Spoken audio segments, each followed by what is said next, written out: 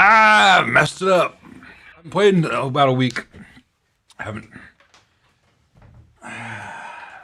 No excuses. Yeah, the harmonic trim sounds good. That circuit sounds a little hard when you play that kind of stuff. It doesn't have the sponginess of the later 60s stuff, but that tremolo is the thing. So yeah, that's that 62 concert. I'll have a video up later this week showing that. A 67 bassman and two deluxe reverb reissues at least, all of which are in the final stages.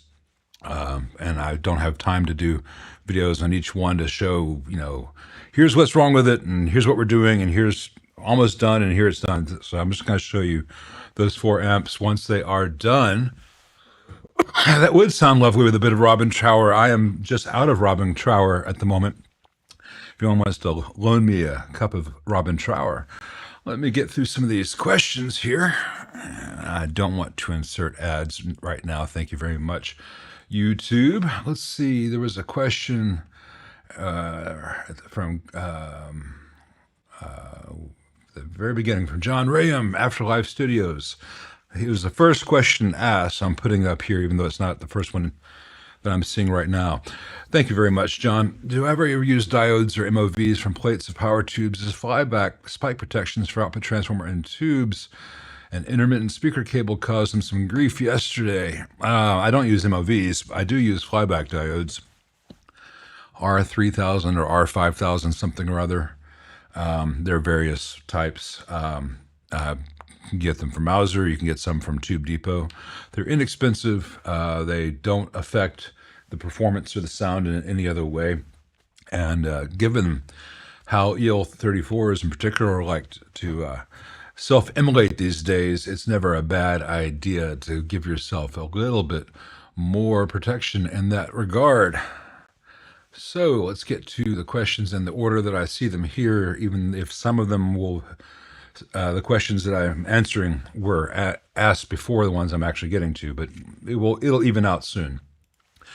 Hey, Michael Fioca, working on a AB763 twin, 4 and 8 ohm tap, most flexible way to connect it in terms of negative feedback and jacks, shunting wire no, chassis already got third hole.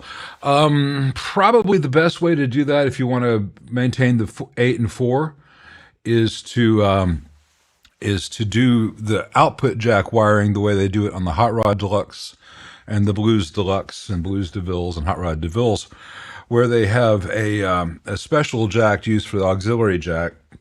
And look at the schematics for those amps. And basically, the 4 ohm tap is connected to the auxiliary, and the 8 ohm is connected to the main. And actually, this might be a little complicated with a twin, because that's expecting you to always be using a twins would be the lower load, the 4 ohm load. Maybe you could reverse it. Yeah, I guess you could reverse it. Anyway, that would be that if you're using just the main jack, it would give you 8 ohms. If you use both jacks, it would give you 4 ohms automatically. Because you don't want to do a switch.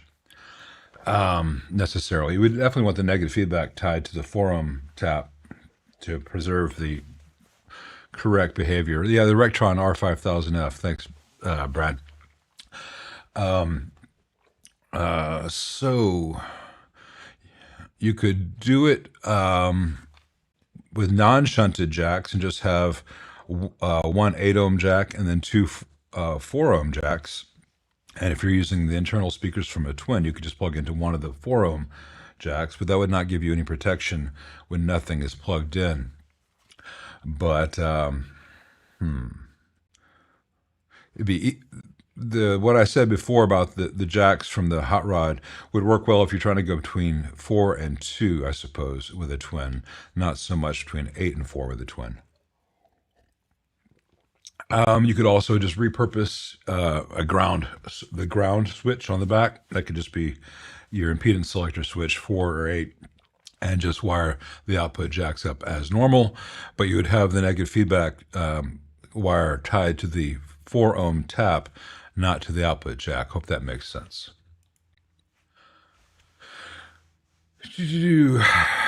Yeah, Wes, I saw right before the chat started, I saw your I hope that you and yours are okay. I know that a lot of California is getting a lot of flash flooding now from the atmospheric river, which sounds like a Yes album, doesn't it? So hopefully that you are not in the path of any of the mudslides. Let's see. Hey, Greg Bobowski, you've got a couple questions. Let me get to this one first because I answered this one first.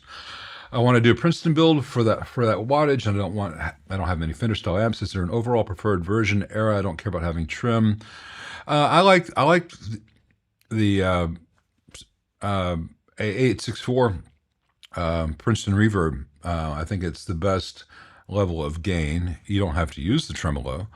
You could even omit the tremolo if you wanted to. But that would be the Princeton that most people like the most. The previous Brown Princetons really aren't the star of the show, and neither were the Tweed Princetons. There are better Tweeds to build than a Princeton. If you're looking for the Princeton thing, I really do like the Princeton Reverb. It has a little bit more gain than the non-reverb, and I've got a 64 non-reverb Princeton over there. It's a really nice amp. It still has the tremolo, and I like the tremolo on a Princeton, but you can omit it if you wish. But I would just build whatever blackface Princeton circuit kit that you can get your hands on. And on the rec, Randall said it was only the first couple of stages they copied, but his guys didn't want him to change anything. No big deal, not his choice. That's the first step, admitting it. Well, yeah, it's not, there are things that are different in the dual rec and the triple rec versus the Soldano. Mostly mistakes in terms of how the present circuit works, and a few of the switching choices they made where they're switching high voltage stuff. But if you step back and squint, in all the important ways, it is copying the SLO, particularly the 39K cold clipping stage. That is kind of the whole shebang of that circuit.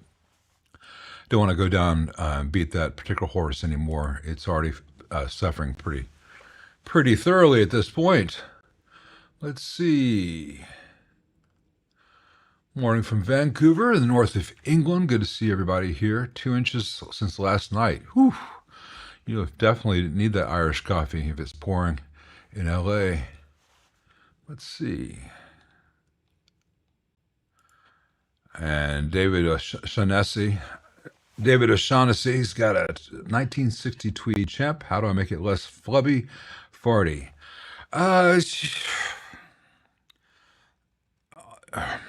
It's a bit tricky to get into because you don't want to make any substantial changes in one part of the circuit unless you want to incorporate negative feedback, which really does help with that. You want to make a few cumulative small changes. So let's see, 1960 Tweed Champ. Let me call up that schematic real quick, and let's see what we can come up with on that. Just give me just a second, pull this thing up. 1960, I think that'll be in this one here. Is that the... No, it's the next one.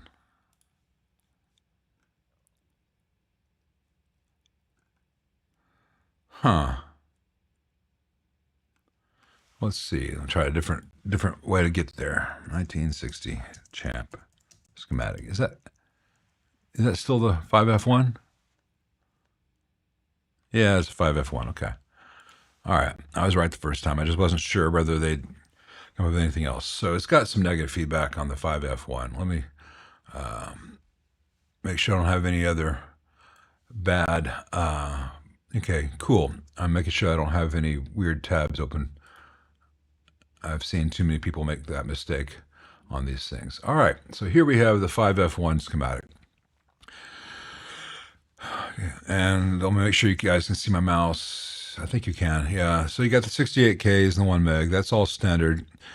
The first 12AX7's unbypassed. You can bypass that cathode there for a little more gain, but that will also give you some flub.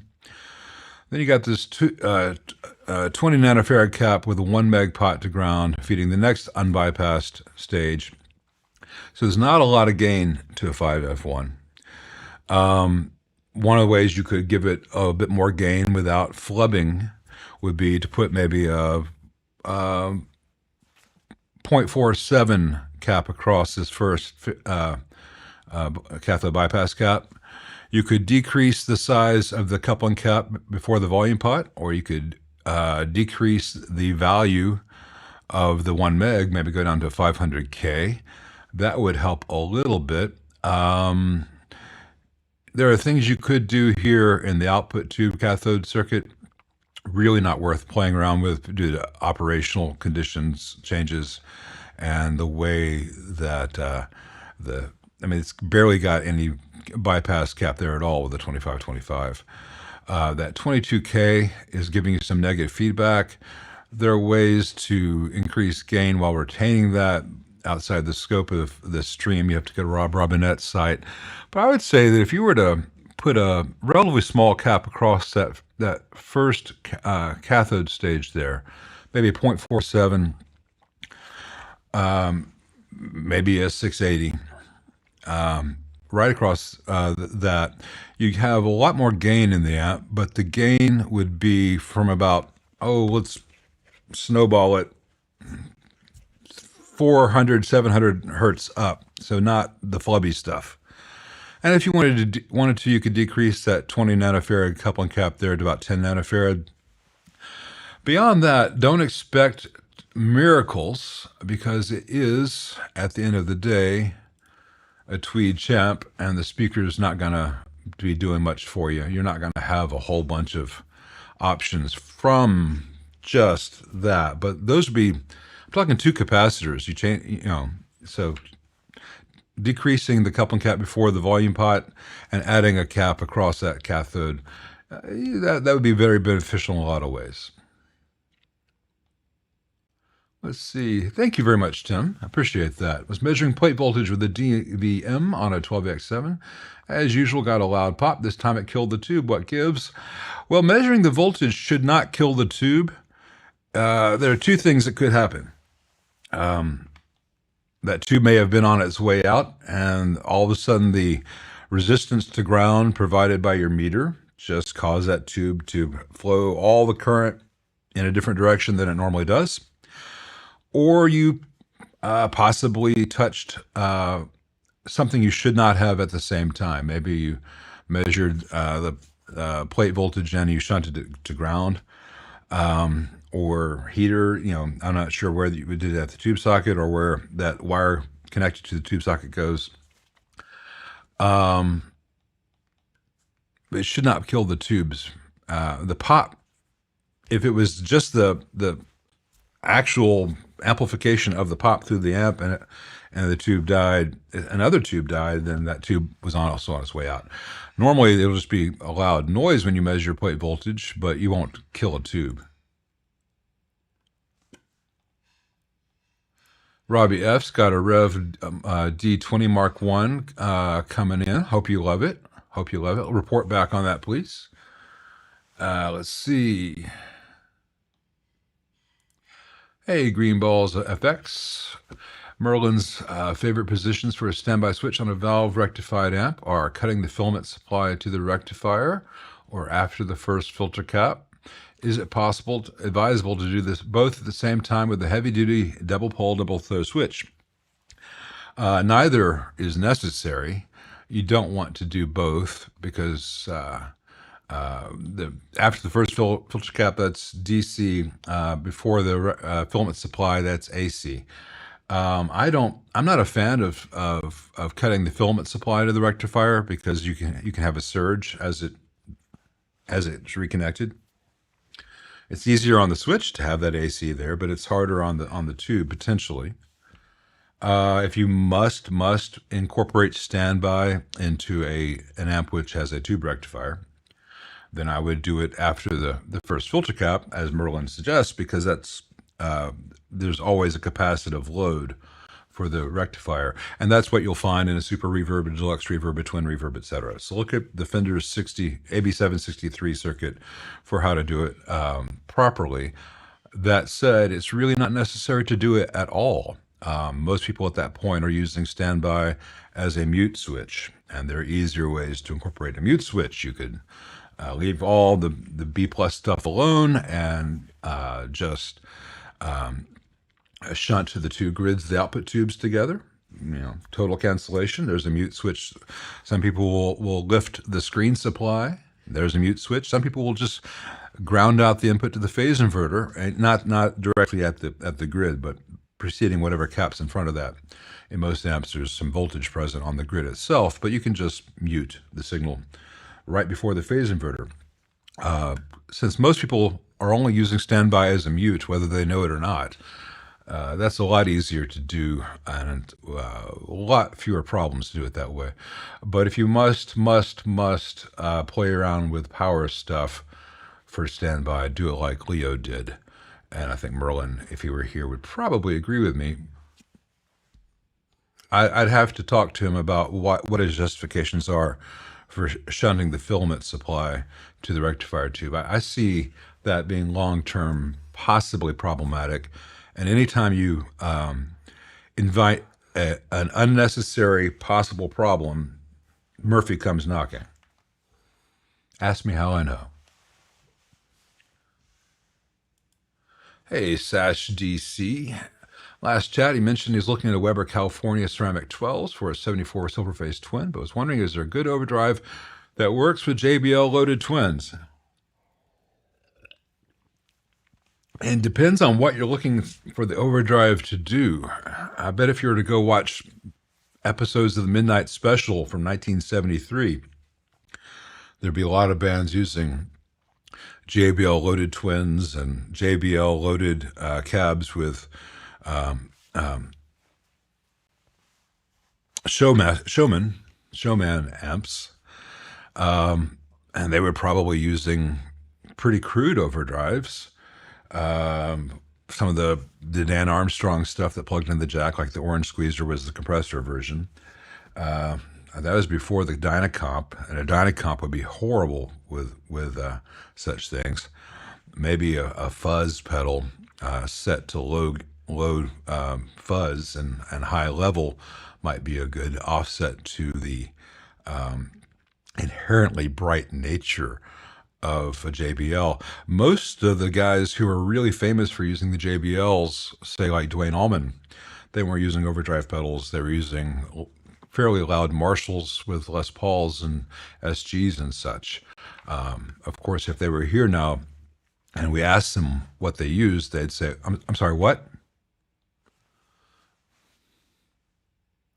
I don't think that there are too many overdrive pedals that are going to play well with a JBL loaded twin. I think those are kind of opposite ends of the tonal spectrum, and it's not chocolate and peanut butter. I am not familiar with all of his work, or if he even used overdrive pedals. You might want to look into what maybe Jerry Garcia was using in the late 70s, because if a JBL loaded twin was bright, the stuff Garcia was playing was even brighter. You may love that stuff. I've always found it sounds like meandering Muppets, so I have not followed it myself. I have no opinions on new production trainer tube amps. I hope that they're great, but this is the first I've heard that they're doing new production trainers. So I Hope it is. And Goody Guitars is making his world-famous split pea soup. Well, I'm in the world and I've never heard of it. I guess now I have. Okay, way to make your soup world famous.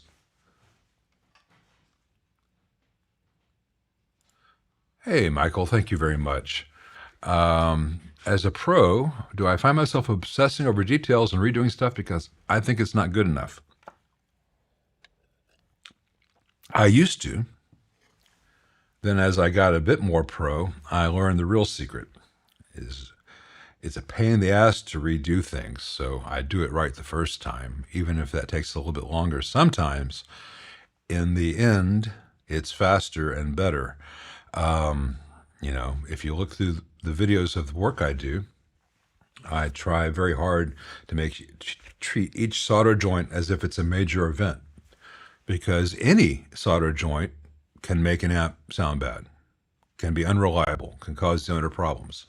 So if I work on an amp and there are 2 solder joints that I have to touch, if I work on an amp and there are 77 solder joints I've got to redo, I treat each one as if it's, hey, I've got one shot to get this right. And sometimes if you watch the videos where I'm showing my work, it may seem like I'm going pretty quickly. I'm going pretty quickly with very specialized tools that I know how to use, that I've been doing the same thing over and over again. So I guess the analogy, and not to pat myself on the back too much, I'm far from the only tech who could say this. Brad could say this. Other guys I know could say this. It's like if you change your tire yourself and you change a tire in your car once every 5 years, okay. And then you watch the guy who's in a pit crew, and they do it in 30 seconds. I don't quite do that in 30 seconds because I don't have all the pneumatic stuff making everything go fast.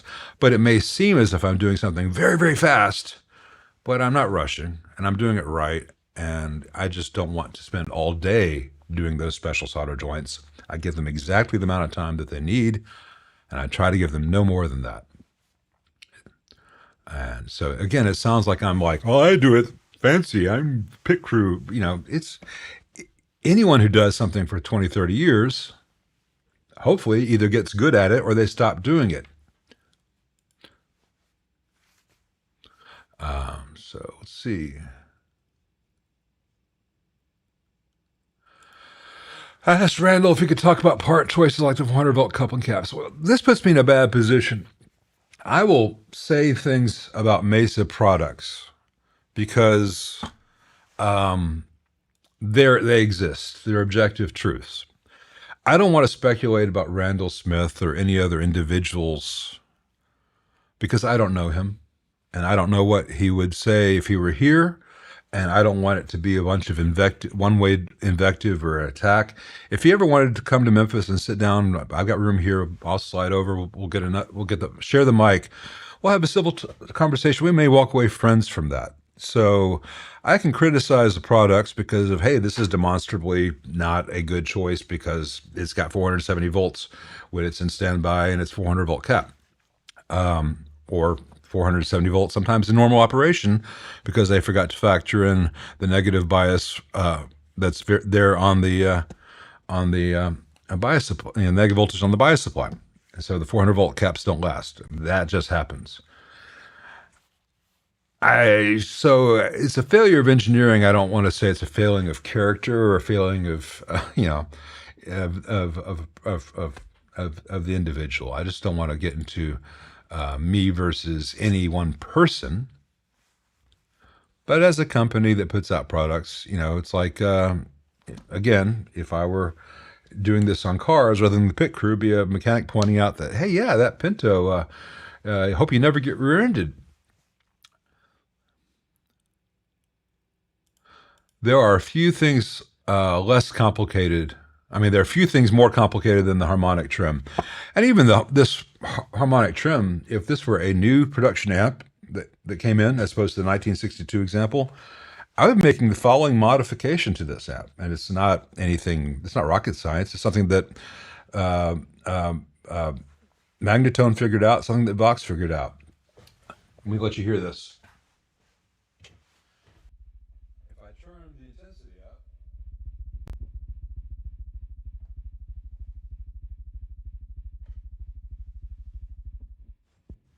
You heard that thud, thud, thud, thud, thud, thud, thud, thud. That is a flaw in the Fender Harmonic tremolo circuit that they would have fixed if they kept it in production. They only kept it. They only produced it for about a year and a half. Then they switched over to the opto trim. It's a lot easier to get working. Many fewer parts. Doesn't have all these downsides. It's really difficult to dial these in. But on the magnetones and on the Voxes, and what I would do to this if it were not a vintage example, is they have what's called a multi-phase filter, a multi-pole filter setup. And you can look in the Vox AC30 circuit and you see the 4.7 nanofarad caps in a series, and where each junction is, there's 1 meg to ground. What that does is it rolls off the lows, and then rolls off the lows again, then rolls off the lows again, rolls off the lows again. So on an AC30 or a magnetone, you don't get that thud, thud, thud, thud, thud, thud, thud, thud, thud, thud. Whereas Leo's harmonic trim sounds fantastic, but you really have to watch that intensity, because there's a very fine line between, ooh, that's a cool throb, and that's a thud, thud, thud, thud, thud, thud, thud, that you can't live with. So if I were to put a little terminal strip in there with 4 or 5 caps and 4 or 5 1 meg resistors, I could dial that out, but it would not be a 62 concert anymore. So, Opinions on reverb units. I'm about to build a reverb with harmonic trim. Wondering what schematic I would reference.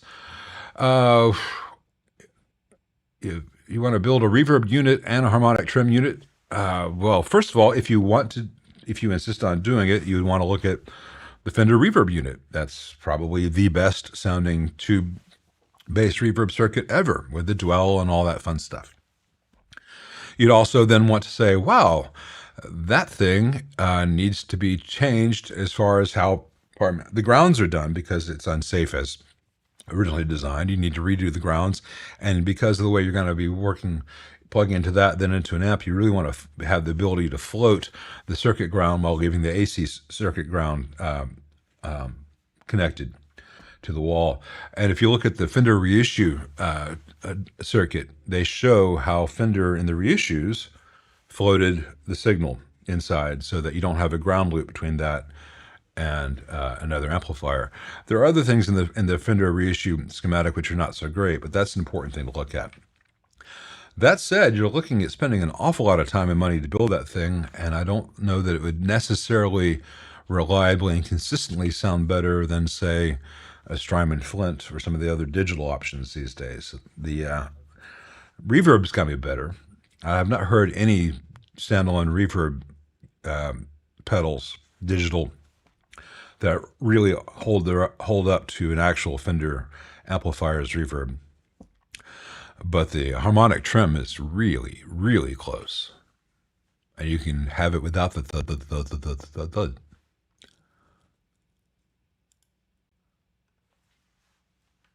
This is going to sound weird. I need to use the bathroom. I'll be right back. I'm going to just go to this little short break thing. I'll be right back. It's going to make the next 30 minutes very unpleasant for me if I don't. I'll be right back.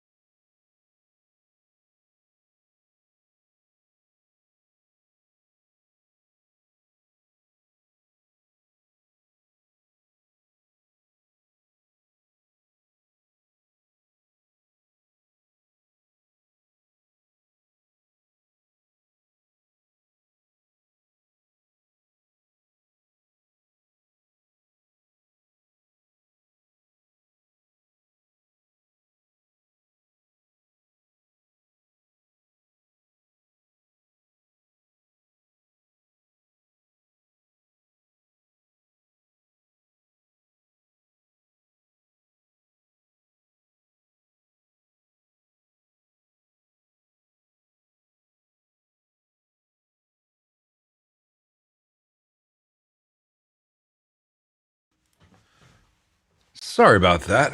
That fifth cup of coffee just caught up with me real fast. All of a sudden, like. Let's see. Hey, Andre. Mihai? I think that's what I'm pronouncing correctly. Apologies if I mispronounce anyone's name. Got a hand-wired amp with 6H2N and 6H6N. Volume-based mid-treble controls. I've noticed that the mid-treble controls are giving best results if I keep them around 7 to 8 o'clock. How can I do it less bright? Do you mean that you want them to be the amp to be less bright? In which case, turn them down. Or you wish the sound that you have with them at 7 or 8 o'clock. Oh, I see what you're saying. Okay, I'm sorry. I didn't see o'clock. I said 7 or 8. Saw 7 or 8. Sorry. Let me try this whole thing again. I never promised you competence, just entertainment. All right, let's see here. Something's wrong in your amp, or I don't know whether you hand-wired it or what the circuit is, but if you have to turn the treble and mid controls all the way down to 7 or 8 o'clock to get what you consider a good usable sound, might be that the bass circuit is not connected correctly, in which case the frequencies which are supposed to be coming from through the bass cap, through the or bass pot, are not getting through, so you only have the stuff that's coming through the treble cap, and that's going to have some mids with it as well. So I don't know, without knowing what your amp is and who built it and how it's wired, I suspect that either it's a really poor design that I've never heard of, or it was built incorrectly, or something has failed, because I've never played any amp where the treble and bass had to be at 7 or 8 o'clock to be usable. Not one that was working as designed.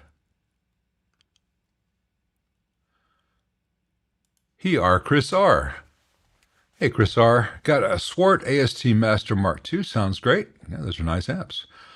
The tube-driven defeatable master volume is new to me. Any ideas on how that implementation works and why low master volume settings weaken the trim? Well, I have not played around with that model, I don't know what Michael's doing in that amp. It could be there are a lot of ways to implement master volume, and why low master volume settings weaken the trim.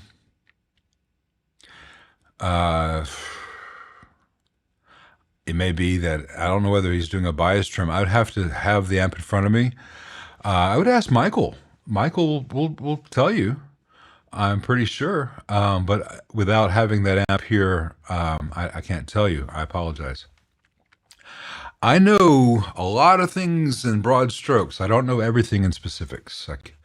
I've not met anyone who does, and if they did, they're too rich to talk to me. I've usually had pretty good luck with Weber Onico speakers, Wes. Now, sometimes speakers fail.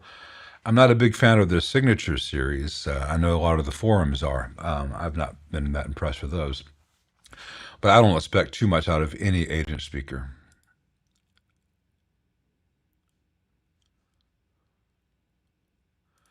Hey. Daria Darancini? I'm sorry, I can't see it well enough. Anyway, hello. 68 Custom Pro Reverb, narrow rattle only on D2. Reverb tank removed, still there. Pressing faceplate, new jewel. Intensity knob stops at tilting 45 degrees, reduces at usual suspects. Huh. Well, that's one of the newer production ones. I would suspect you've got a loose screw in there, and that's not a personal attack. That amp is designed so that the PCB is held in place by screws going to the chassis. And it sounds like one of them might be a little bit loose, and so it vibrates, and when you press on the panel, it's pressing up against the pot. Either that or one or more of the pots aren't tight, and you have the pot Shouldn't, maybe, is it an acoustic rattle or is it coming through the speaker? Is the sound coming from the speaker or are you hearing an acoustic rattle in the amp? Either way, I would make sure that all the hardware is tight internally and externally. And if you are not comfortable opening up your amplifier, which most people should not be, any good tech would take care of that pretty easily. And that's a fairly new model, should be under warranty. So call, I don't know where you live, but if there's a Fender dealer in town, they should all be willing to take a look at that and sort that out. It's almost got to be a loose screw or a loose nut.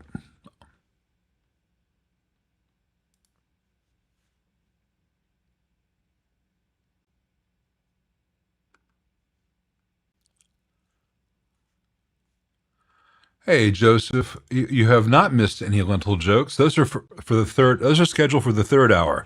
We will get to the lentil section. I promise you. That's one more way my channel stands out. Not only do I not put up any videos for 2 weeks, I've got a lentil section apparently.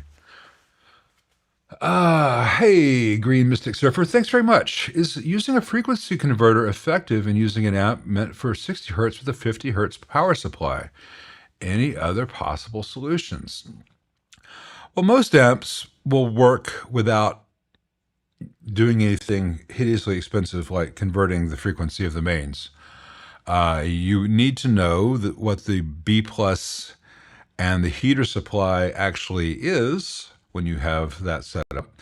So like an AC30, which was designed for 50 hertz mains at 240 volts, it was brought over to the United States and run it at 120 volts coming out of our walls, and they use the 117 volt selection on the thing.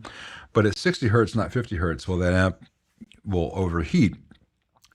And all the wax tends to melt out of the transformers. We've all seen those puddles of wax is on the bottom wooden tray of AC30s. If you haven't, and if you look inside an old AC30 from JMI, you will. That's what happens. And then the amp runs hot, and people think, oh, these amps catch on fire. Well, a lot of that is the mains frequency difference that you mentioned. So you could buy some really elaborate power supply that says, okay, well, we're going to give this thing 50 hertz or give this thing 60 hertz, depending on what it originally was designed around.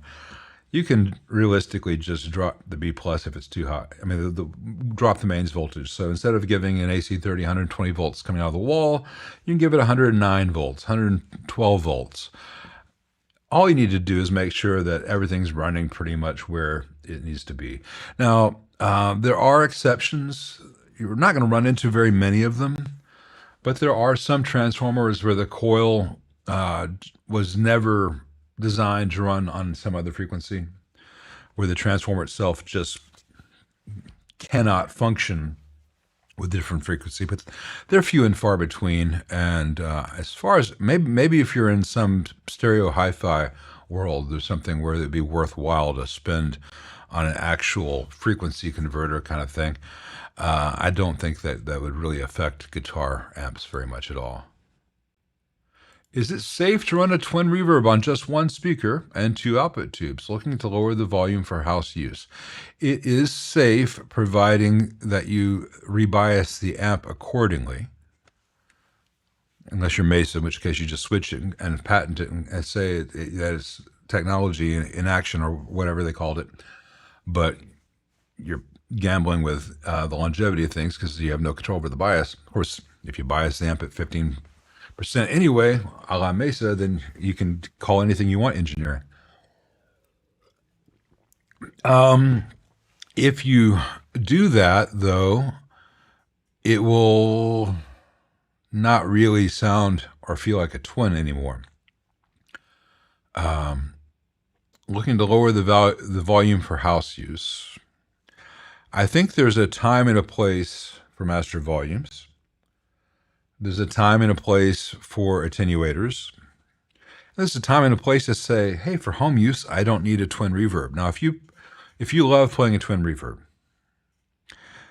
but you want it to sound like a twin reverb at lower volumes, you might be better off getting an aux box or getting one of the SUR IR reactive loads and just using that and listening to your speakers for home use.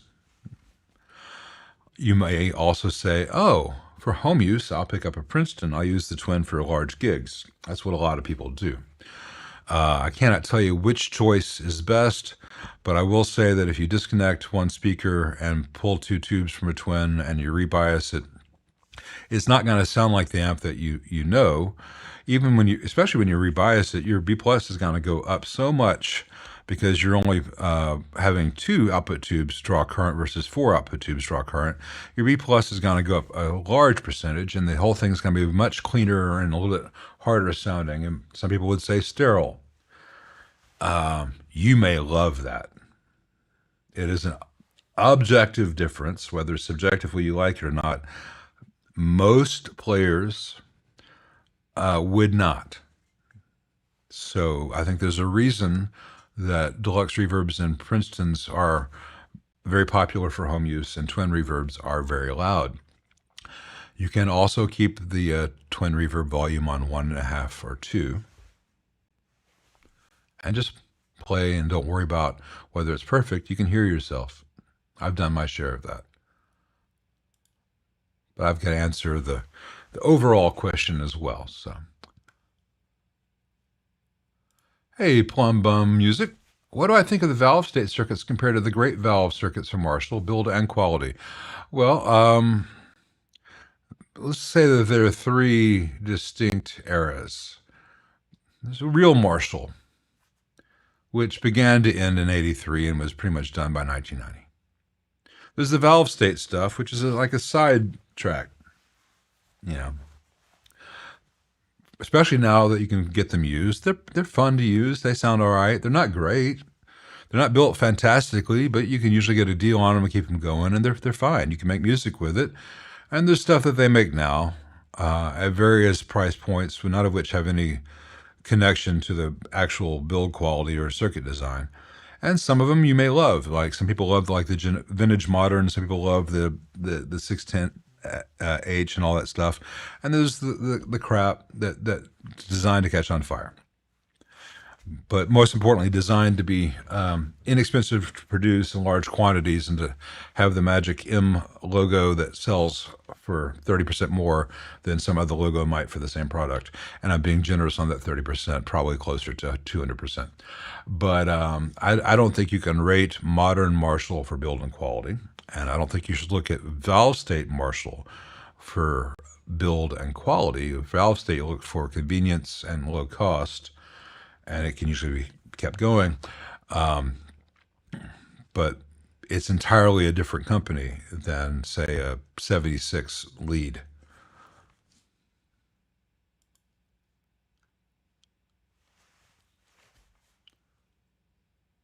How critical are voltage ratings on coupling caps? Such as 630 volts versus 500 volts. Thanks. Our life on Wyoming. Well, if you have 400 volts maximum potential, it can never exceed 400 volts, then it doesn't matter if it's 500 volts or 630 volts. If the potential predicted maximum is routinely going to be 550 volts, even if just at startup, or if someone powers the amp on and forgets to use it in standby, there's going to be 550 volts present. Well, then that 630 volt cap's a lot better than 500 volts. So if the voltage is not going to go higher, it doesn't matter. You could have 1,000 volts. You could have a 2,000 volt cap. You won't really hear any difference on that. Maybe in some materials you would, like maybe some of the ceramic disc caps and micas and stuff, but not in a film cap. You want to have to know what the voltage is likely to be, and then have some headroom above that. So 630 volts and 400 volts are the standard voltages most caps come in. Well, some orange drops are 600 volts. Some amps traditionally had 400 volts, and that's fine. Like most Marshalls use 400 volt caps. Some amps have 400 volt caps like Mesas, and they always die because there's a lot more than 400 volts present. And then you have amps like Fenders, where most of them are 630 volts. Some of them in non-critical places are 200 volts. And like I've got a 67 Bassman here, where I've not powered it on yet because the new power cable for it just arrived yesterday. and I'm wasting time with you guys instead of putting that power cable on there. One of the first things I'll do is the 22 nanofarad output caps on an AB165 are only 400 volts. Most other Fenders use 100 nanofarad 630 volt caps. So the only blue Ajax caps that I routinely find have failed in old Fenders are the 20 nanofarad, 22 nanofarad 400 volt caps in the output of an AB165. So I'll be testing that. I don't know why, but I guess they didn't think it was going to be a thing, and they had the 20 or 22s in stock, and they used them. They should have found a 630 volt version of that. Then I would never have to change any blue Ajax caps. I rarely find myself having to change any of the caps used in Fenders from 63 to about 80. Even the ceramic turds and the blobs, as people call them, they're usually absolutely fine. Best source for orange dual 1 meg pots for gain control is orange itself. Yeah. Orange and just a second, it'll come to me. Rivera. Orange and Rivera both have kind of painted themselves in the corner when something needs to be replaced because they use specialized pots, custom order pots that I can't just go to Mauser or DigiKey and get unless I were to order, 10,000 of them. So for some things you need to contact Orange, and some things you need to contact Rivera, and they're usually quite good at sending them out.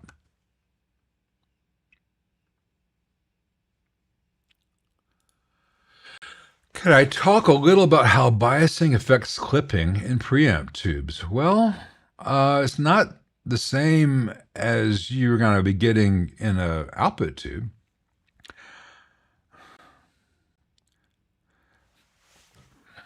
In one sense, it's like saying, can I talk about how foot pressure on the accelerator affects the engine speed or vehicle speed in the car?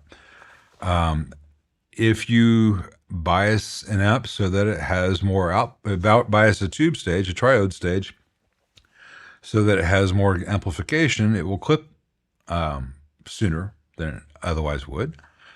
The more important thing, and I'm going to put something else up on the screen for you because it really is worth more time than I have to give it, is that it's not just how much clipping occurs, but the character of the clipping that occurs. And so you can say, well, I want clipping to bring out XY series harmonics. So I'm not going to design this to have a lot of gain in this stage, but I'm going to put the gain in the stage before it and then bias this in a particular way so that it will affect the tone working in conjunction with the prior stage. You're not getting it all from one. A lot of guys, when they design a custom amp, I'll see it, they'll have like huge amounts of gain, just every place they max out how much gain is possible, and they're not doing any voltage dividers between stages, because they're going to get as much gain as possible. And it just sounds like sludge. It just sounds like a square wave.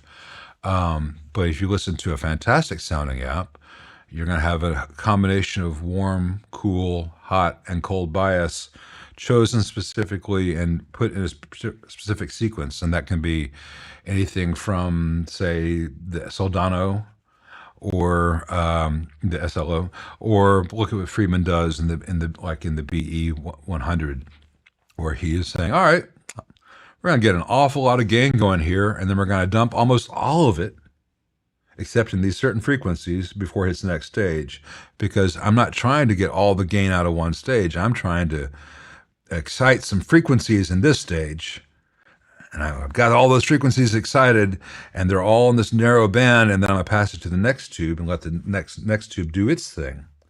But no one tube is doing all the heavy lifting. And Merlin here at valvewizard.co.uk has got literal books on the subject of how to set up load lines and fun stuff like that. There will be math. You have been warned.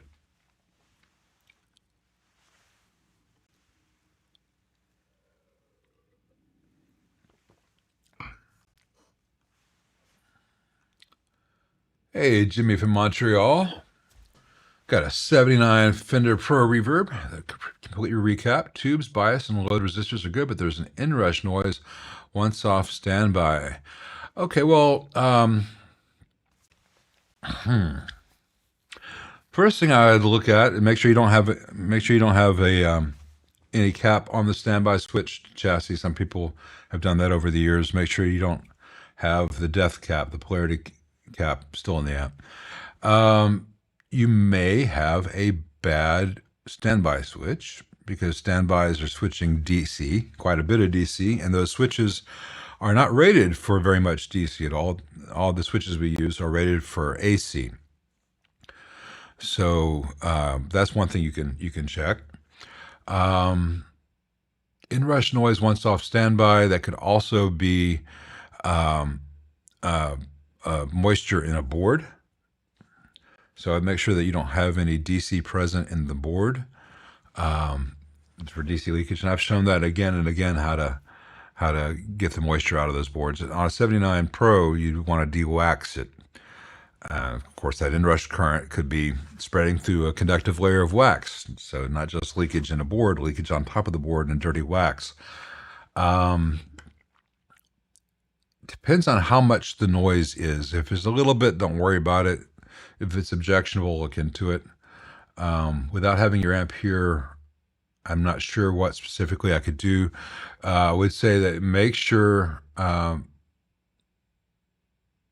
Okay, you're saying tubes, bias, and load resistors are good. All right.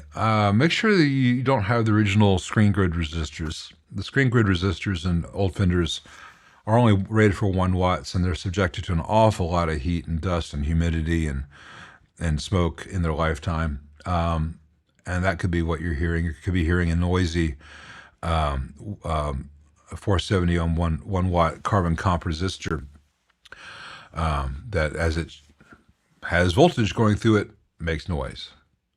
And then once it gets to a stable operating condition, you don't hear it.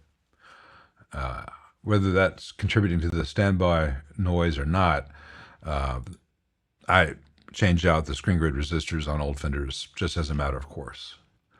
No, any opinion on a Fender 75? I have no opinion on a Fender 75. I've never worked on one. Sorry, goody. Rather have a French 75. Not really. It's not warm enough for one of those anymore. I was sweating in New Orleans not long ago. Now it's kind of chilly here. Hey, Frugal Fretter. Just acquired a late 50s, early 60s Johnson Celestion amp made in Brandon, Manitoba, Canada. It runs quietly without a bunch of hiss or hum, but the output volume is low. Any ideas? Well, it may disappoint you, and maybe even surprise you, to hear that I've never heard of Johnson Celestion amps. And I don't know what the circuit is. I imagine that a lot of Canadian techs would. Contact my buddy Chris Church at Church Audio. He's in a little town just outside of Toronto. And he might know that amp. And if he doesn't, he might know someone else who would. And tell him I sent you.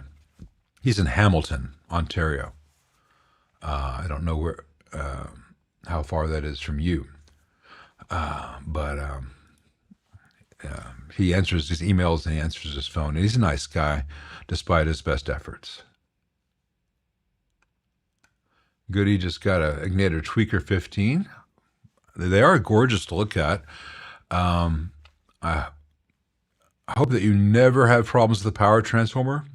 It was the 40 that was the worst offender, but sometimes the tweaker power transformers give out, not due to anything Bruce did. That's something that the company that made those did in terms of speccing out power transformers. They fudged on the Japanese versus U.S. voltage rating, but it's mostly the 40s that get nuked. Not the 15s. Pardon me. The 15s are usually a pretty good bet, and they really do sound and look great.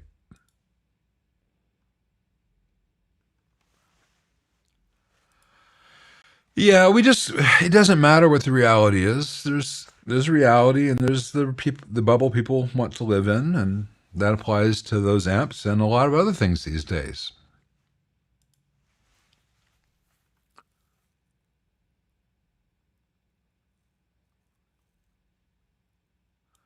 Oh man, we got to redo your heater wiring tomorrow. I hate doing heater wiring. I'm good at it. I know all kinds of tricks to it, and it's not as hard as people make it out to be. But it's such a pain in the butt.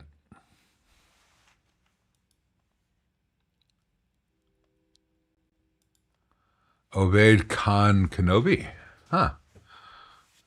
Well, the new magnetone circuit's designed by the same guy that designed the Crate Vintage. Well, I've only been inside a couple of the new magnetones. The most popular one, the Twilighter, that one's a Fender Deluxe Reverb circuit with a magnetone tremolo inserted. It's not a magnetone circuit, it's a Fender with a magnetone tremolo. And they had another one I worked on that was kind of like a 5E3 Deluxe a little bit, only with EL84s, and they had no idea how to bias EL84s and cathode bias, so I had to cool that down because it was literally catching itself on fire. So hit or miss on magnetone appreciation here, current stuff. But hey, Mr. Khan, if you're out there, come talk to me. We'll have one of those civil conversations I mentioned. I don't want to attack you, and I don't know whether you did the circuits I'm referring to. I don't know if that was your predecessor or what. But the older I get and the more of these things I see, it's like a health inspector. Do you really want to eat at that restaurant?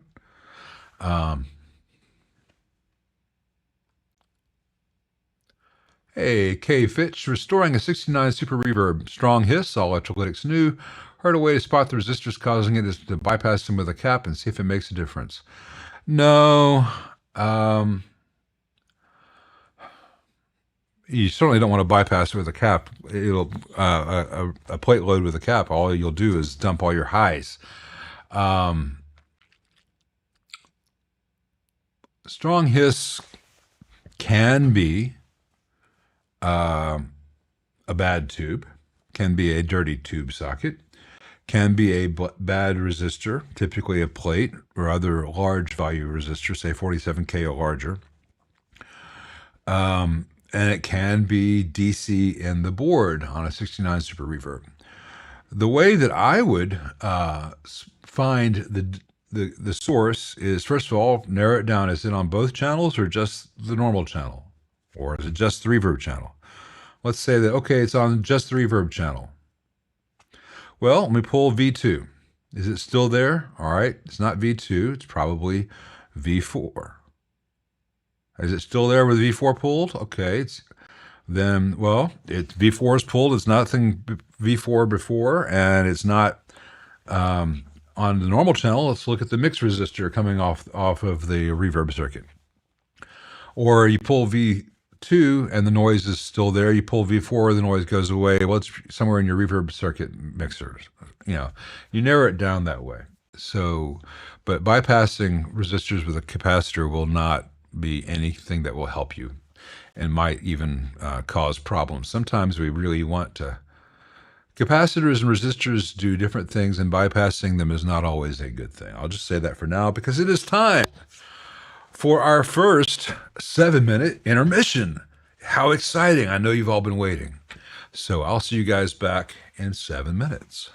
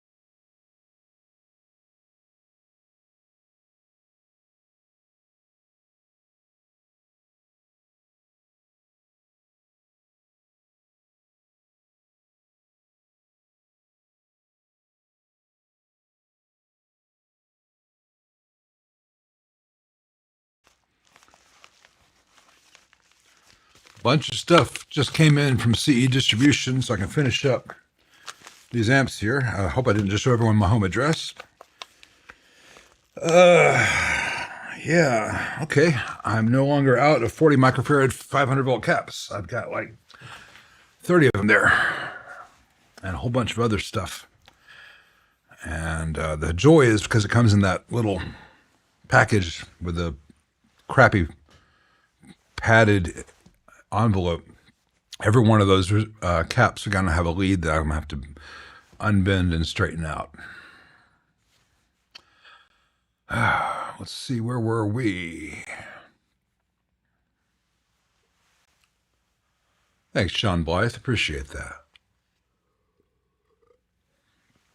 that. To those of you who say hello to me, if I don't say hello back, it's not that I am not saying hello back. It's that I'm trying to get through all the questions, but I'm very grateful for everyone who's here, and it's good to see some friendly faces, so to speak. Hey, Colin, he really loves the Dream 65 and plans to use it for a long time. If it fails, would getting it serviced be a very difficult thing? I don't know. I would contact a Universal Audio dealer and find out such things. I imagine replacement might be, once it's out of warranty, replacement might be your best bet, but I don't know. They're very well built, if it helps.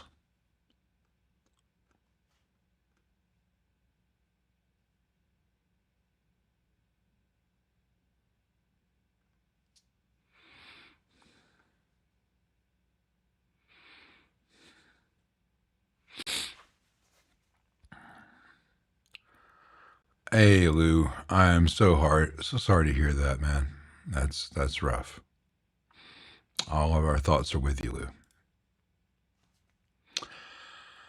That's the thing when we get real things like that in a chat. It's like puts the rest of this in context. Like, okay, let's talk about amps and toys now.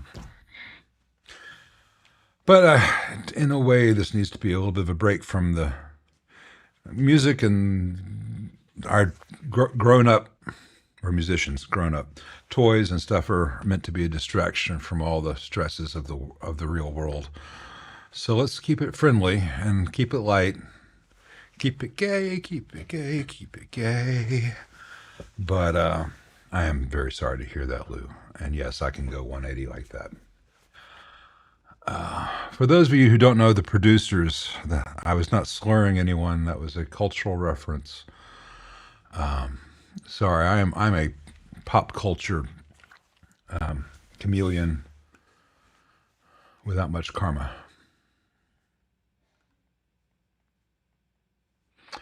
Jerry Joe Jackaro, I think you win the username of the week contest. Just got a 76 champ, looks great. Looks new, sorry. Great sound, no hum, Weber speaker. Owner had no info as far as repairs. Do I just play it, or does it have to be looked at by a tech? Best sounding amp I've ever had. Well, 76 champs are pretty easy. I would open it up, and I've shown how to discharge it, and I've shown how to open up a Fender many, many times. And just give a visual inspection of the filter cap and the electrolytics in there.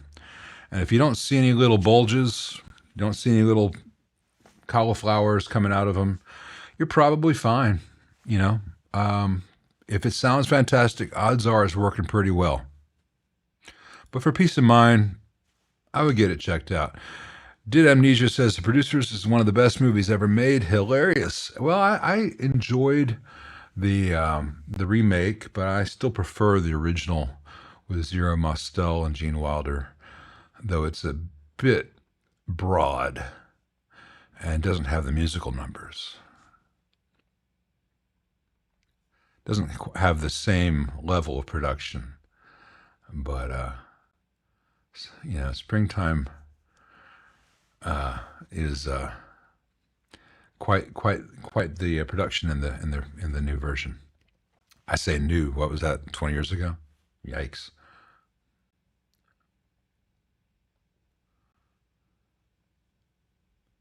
Can I advise on slaving apps? Hey, Lolatone. Trying to figure out if I can connect my orange OR15 into the power amp of a Hot Rod Deluxe. This is a terrible idea? Thanks. Well, if you're using the speaker output of the Orange, it's a very bad idea. It'd probably kill both amps. If your Orange has a preamp out, you can run the preamp out into the Hot Rod Deluxe power amp in.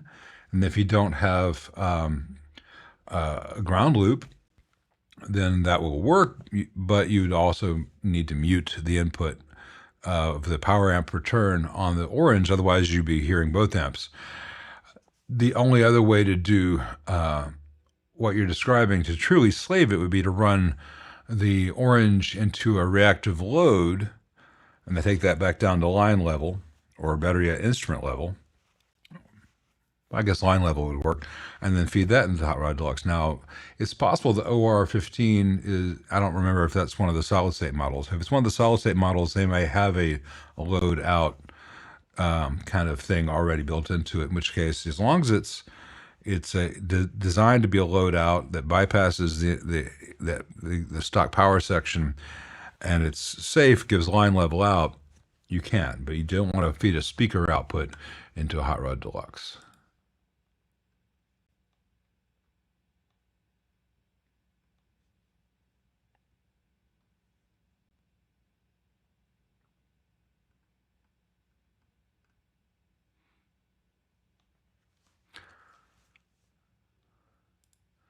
I don't know which amp you're referring to here, Wes. Signature models rated for 40 watts. Now I sound like Brad, where I'm not paying attention to this chat, but I'm not sure which amp you're talking about.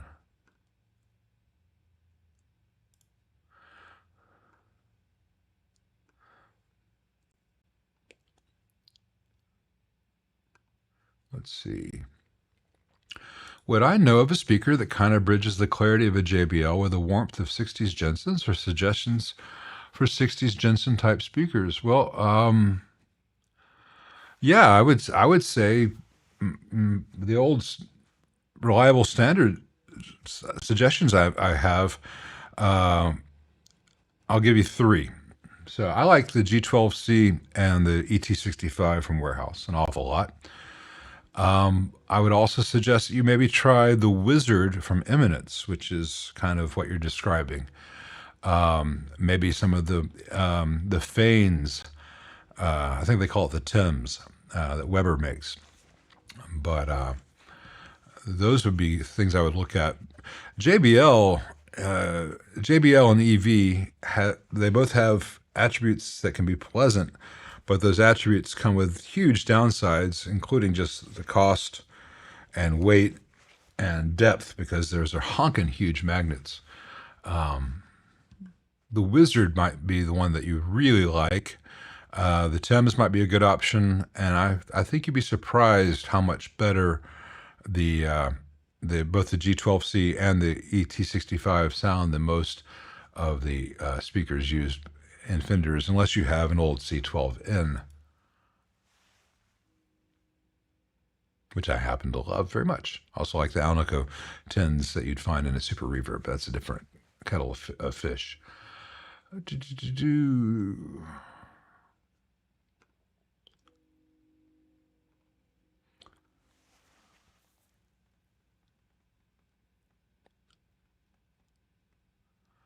Let's see. Hey, David Allen Herrick. Thanks. Good to be seen.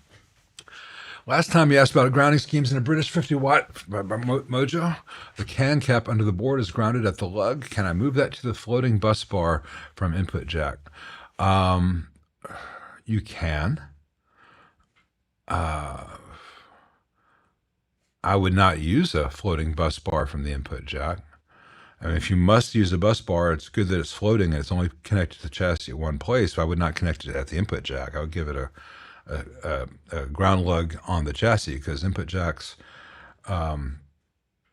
especially if you add any mass from like a bus bar to them, they can vibrate loose or just fail over time. But yes, you can move the can cap under the board to be grounded with the bus, or what other grounding method you use for the preamp. But in general, because you're talking about a distance about this far, if here's the input jacks and here's where that lug is on the cap, it really usually won't make any difference. But you can.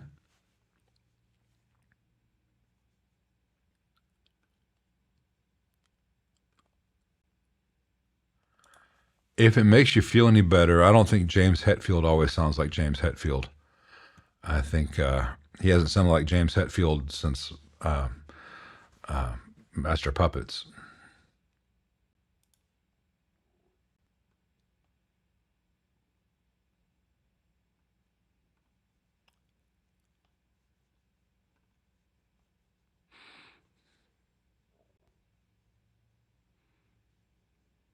Let's see. Trying to find. Hey, Joshua Stevens, thanks very much. And thank you, David Allen Herrick. Sorry. Give me $5. I mispronounced your name. Sorry, David Allen Herrick. Herrick. Why did I say Henrik? I know why. I watched Aliens not long ago.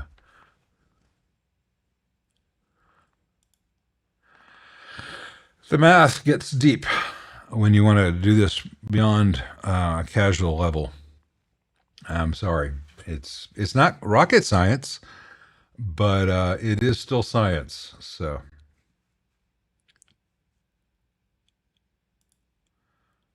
floating Fender style heater wires are flush to the chassis heater wires. The only difference in a preamp stage is whether or not you've got a, if you've got a cathode follower stage where it's convenient to do the plate across the tube, then, like you'd find in most Marshalls and stuff, it can be very nice to have the heaters coming from the side, so chassis. If you don't have one of those, it can usually be much more convenient to have all the preamp tube heaters up in the air like Fender. Almost doesn't matter as far as the noise goes. And the lead dress is a separate thing from where you put the heater wires is one part of lead dress. But it doesn't really matter if it's against the back of the chassis or up in the air. What matters is if you have it on the back of the chassis, where are the heater wires in relation to your grid wires? And that's what bites a lot of Marshall owners in the buzzy butt. And that's one of the reasons when I'm doing a new build, I will often put the gap between 1 and 9 in a triode facing the rear of the amp so I can bring the heater wires through the middle as far from the grids as possible. But sometimes that makes it difficult to do the plate resistor across from pin 6 to pin 1 and then back to pin 7. If you know, you know. So you just got to figure out the best layout for the build at hand and know how to do every possible way. And remember that the phase inverter and the output tubes in a push-pull amp are essentially a big humbucking thing. You can just run the heaters straight across like in Soldano. You don't need to worry about the lead dress so much on the phase inverter, long tail pair phase inverter and push-pull output section stuff. It's just the preamp stuff. And then if it gets really critical, you can do a DC lift. If it gets super critical, you can always do a DC supply for the first couple of preamp stages. Do I happen to know how those Weber Alnico speakers be spec'd, doping and voice coil to achieve a similar sound to original JMI era AC30 Alnico Blues Silvers? Well, the Silvers are different speakers than the Blues. The Silvers nominally are 20 watts versus the Blues being 15 watts. A lot of us think they're the same magnets with slightly different cones, but I'm not a speaker expert. I just know experts. And that said, the two speakers, I think they're the same voice coils and magnets and all that with different cones. But Weber's got a silver and a blue version of that. So they've got their Blue Dog and their Silver Bell. Now, as far as sound like the originals, just get light voicing paper, not voice coil. It always has the same voice coil, but paper cap, dust cap. And that's going to sound like the original. But if you want it to sound like an old original that's been played for 60 years, pro tip, get the 30-watt version of the Weber, not the 15-watt version of the Weber. It'll sound like an older 15-watt Celestion from a 60s amp.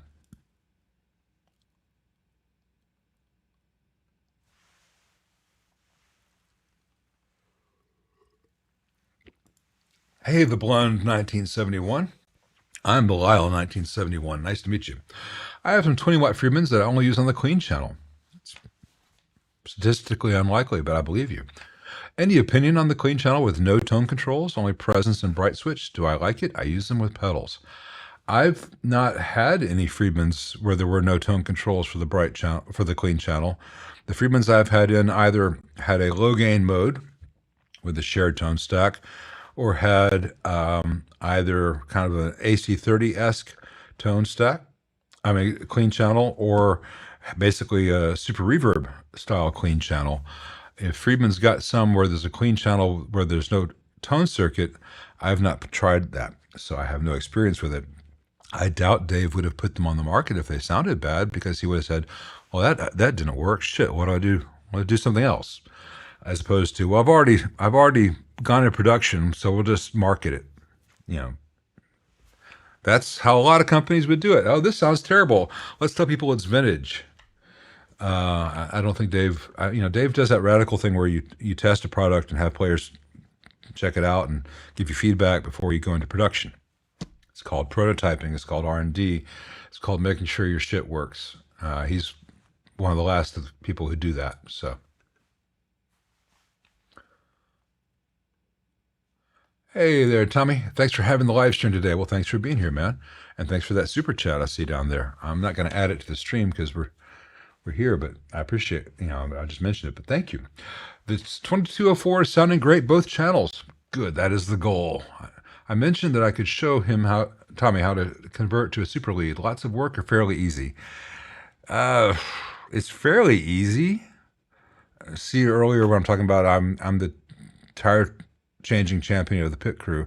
It's pretty easy for me to do. I'm not sure whether it's something that I would advise, since you had some trouble with input jacks in the home stretch. A lot of the changes are in that dreaded input jack area. My answer is threefold. First of all, yes, it's fairly easy to do. Second of all, you would need or want to get a different faceplate from Mojo Tone, because that's a 4-hole design for the lead, super lead. Yours would be a lead with two EL 34s versus the 2204, which is only a 2-input jack. The holes are in the chassis, but they're not in the faceplate. Third of all, I think if you were to change your 2204 to a 1987 lead spec, you'd always wonder if it was the right thing to have done. You would think, well, maybe I liked it better before. You give yourself option paralysis. So my real answer is live with the 2204 a good while longer, really get to know it, then borrow someone's lead, someone's 1987 or 1987X circuit, and play both of them next to each other and see if you have a preference once you really know what the 2204 can do. And then you can either, I'll be glad to tell you how to change what you have to the 1987, which is the lead circuit. Or you may say, well, then I'll just have to build another one that'll have both. I'm not trying to fuel your habit or anything, but but I think if you have had your 2204 for 6 weeks and then you make it a 1987, then 6 weeks later you'll be like, well, then I'm going to try to make it into something else, and never really get to know any one of them as well as you probably should. I think that makes sense.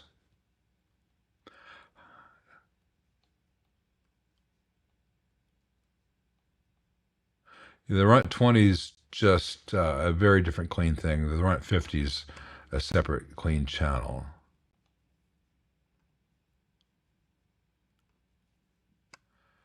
Hey, getification. I already mentioned in the Silverface Vibrolux Reverb job that it had a 28-watt output transformer, and that was part of the Vibrolux Reverb magic. All the output transformers you can find are rated at 40 watts. If I'm missing something, thanks. Well, the original Haboer was a 28-watt transformer used in an amp that would otherwise have been 40 watts. So 40 watts swing of the L6s were hitting a 28 watt, I'm looking something up, output transformer, so they're getting compressed. Now, I don't know whether current production replicas for Vibrolux Reverb are 40 watts or whether they are making them they're saying 40 watts, so you know it's for a Vibrolux reverb, but it's really copying the old ones. I know that back when Patrick was at Mercury, I could call him and get the deal on their versions, because they would have pretty one-to-one reproductions of what other companies did.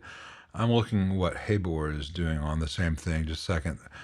Mojotone has changed their entire website, so it's going to take me a second to figure out.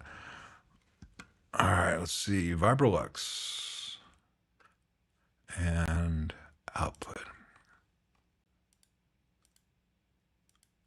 Come on, man. It won't let me select the output transformer for Vibrolux.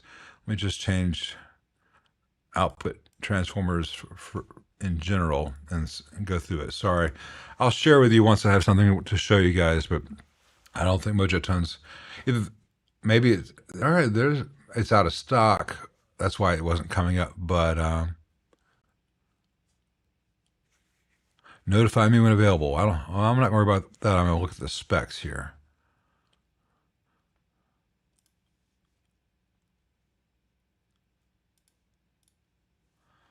Let's see.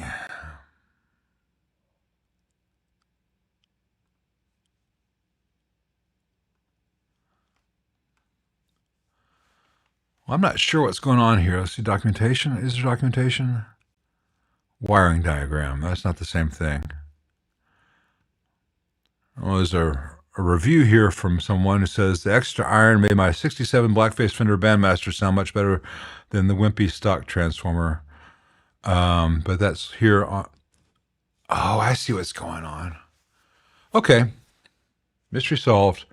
The Habor replacement is sold for the Vibroverb and the Bassman and the Super Reverb. So the Habor replacement is not a Vibroverb output transformer. It is a 40 watt, 45 watt Fender transformer designed for a pair of 6L6s. So that would work, but it's not going to give you the sound of a true Vibroverb, because the old Schumacher was 28 watts. Let's see what Mercury says on theirs.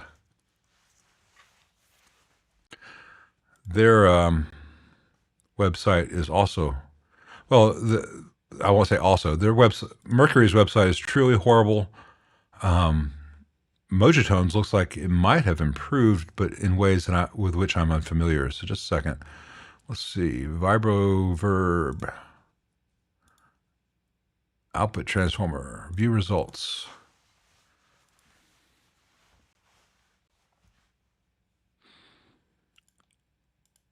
Spec sheet. Well, Mercury's calling theirs the 40 as well, but I don't know whether that's marketing 40, because they're calling it the FB FVO-40. But they don't, none of them are giving a lot. I looked at Vibroverb. Sorry, that's Vibroverb. I want Vibrolux. Did you say Vibro? Yeah, you said Vibrolux. Maybe I looked up the wrong thing at each one. So let's see, model Vibrolux. I might have done the same thing to Mojotone. Let's see. Sorry this is taking up so much of the chat. I'm apparently deeply stupid. Reset. God dang it. I hate the way the searches work. Fender. Model. Vibroverb would be a 40 watt, so I need to look back at the Mojotone, make sure I'm not misleading the entire world.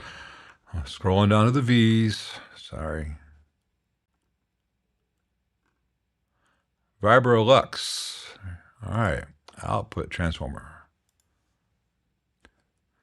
All right. Well, Mercury's site is failing that search, and my eyes failed me when I clicked on the Vibroverb rather than the Vibrolux. You guys are probably laughing at me in the comments right now. Fortunately, I can't see that right now, so I'm going to pretend that's not happening. Where's the Vibroverb transformer? All right, Vibrolux, Tremolux, Vibroverb output transformer.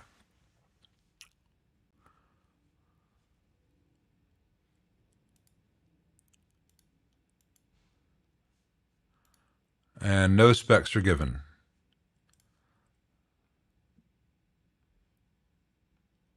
Just says it's replacement for Fender 125A6A, 125A7A, and 0224848. So I would have to call the various companies to see which one, if any of them, is 28 watts. But the old Schumachers were 28 watts. Sorry about taking you guys. The Vibrolux Reverb thing has bit me in the butt many times, because they're close enough that when I'm looking on the page and I'm scrolling through, I'm like, there it is, I click on it, and I don't know, I clicked on the wrong damn one. Sorry. A Vibrolux is a 45 watt transformer, and so yes, that would be I'm not sure that the guy who gave the review saying it was upgraded his old Bandmaster, because the Bandmaster from the 60s had usually a fantastic sounding output transformer. But, you know, I find if you buy a shiny new thing, you like the shiny new thing.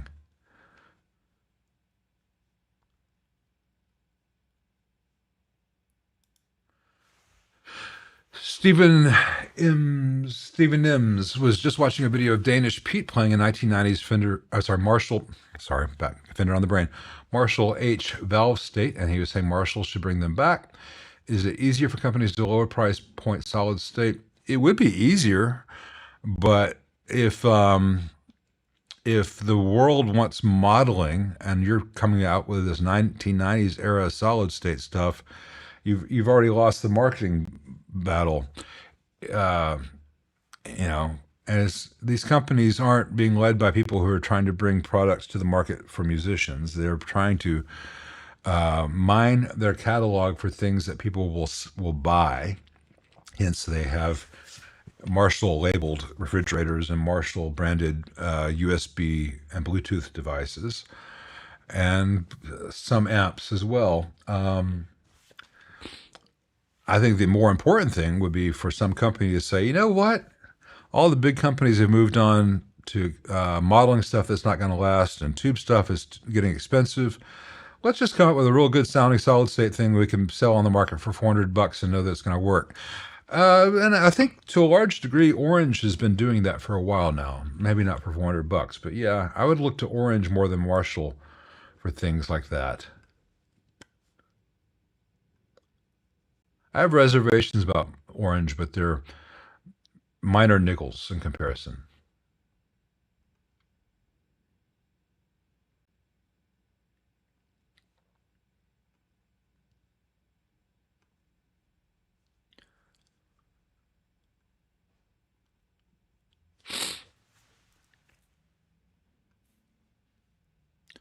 How much could a complete rebuild of a 63 Bassman get up to? Is $3K in parts and labor by a highly competent and valuable USA tech sourcing the best parts possible? I've never charged $3K for a job. That rusty 65 Bassman that you guys saw on the channel was nowhere near $3K. That was like $1,500, and that included some tubes. If a 63 Bassman, I mean, I could get all the parts for, assuming the transformers and the chassis are good in the 63 Bassman, I could get all new tube sockets, every other part in that amp for $150, $200. So labor, I could build a 63. If I could get a blank chassis, pre-drilled chassis and cabinet to make the 63 Bassman, and all that's right there, I guess I'd just be ahead on a 63 Bassman. I could build a 63 Bassman blonde for about $2,800 from the ground up. But rebuilding an existing one would not cost anywhere that much, because the transformers and stuff would already be there, hopefully. But I'd have to. 3K would be the very highest possible end, and I've never charged 3K for any restoration I've ever done. Maybe I should. Thanks. Good idea. Any suggestions for ABY or other switcher to run a twin reverb in JC120 and dual mono? Well, to answer your question on one level, I would look at the radial stuff, the tone bone, and other radials, ABY switchers. On a realistic note, I'd say don't do that because the 70s twin reverbs kind of sound so much better than the JC120 that there's no point in having a JC120 these days. But that's me.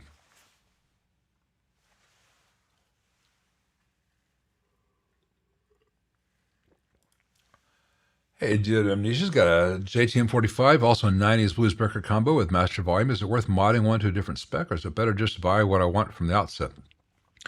I'm not sure what you're asking. They're almost the same amp, except the blues breaker's got a poor implementation of tremolo, which is very easy to defeat.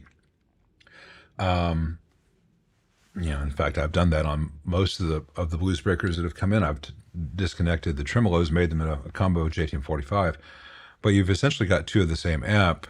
So I'm not sure what your question is, Did Amnesia. If you want to answer it again, I'll get give me more information. I'll revisit this. Thanks, Alex. Appreciate that. I don't get to watch my show every Saturday. Man, diminishing returns is such a bitch to get your head around. There's a point beyond which you're wasting your money, and the best thing you can do is realize that. The trouble is that point is different for everyone.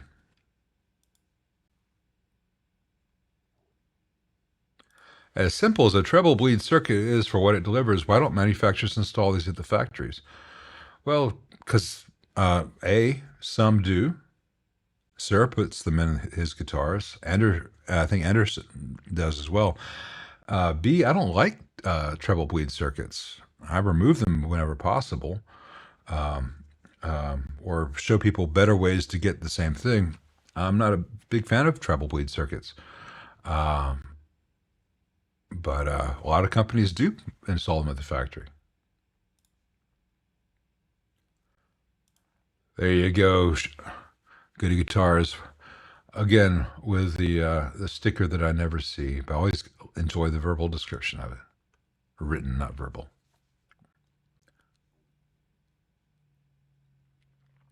Hey, Brett's just lucky. Just picked up a used twin reverb reissue.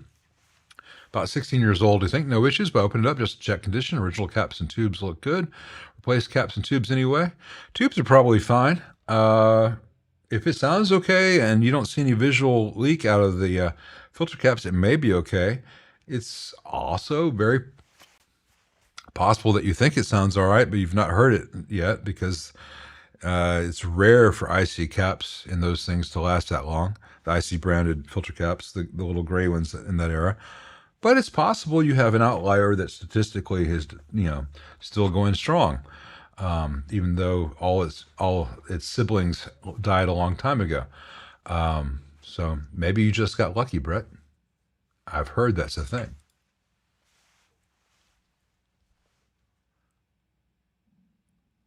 What's the closest sounding and quality Plexi amp as home usage little amp? Well, I'm going to not go on my rant about what does Plexi mean, because Plexi is just a description of a cosmetic period used by Marshall for about 30 different models of amps at the time, all of which sounded very different from each other.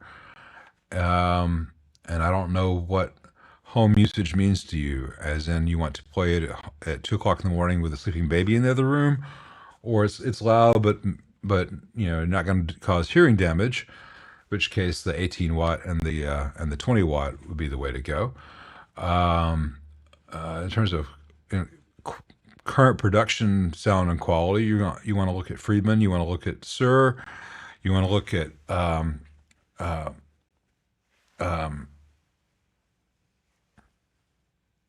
Metropolis, and maybe Top Hat. I also don't know what your budget is. I would also say that a lot of people who think they need it to say Marshall might be really happy with a little AC15 C1. There's an awful lot of crossover between the Vox AC15, AC30 circuit and the old Marshall stuff. Look up my video, Tone Hang with Steve, because you hear my buddy Steve Selvage, who's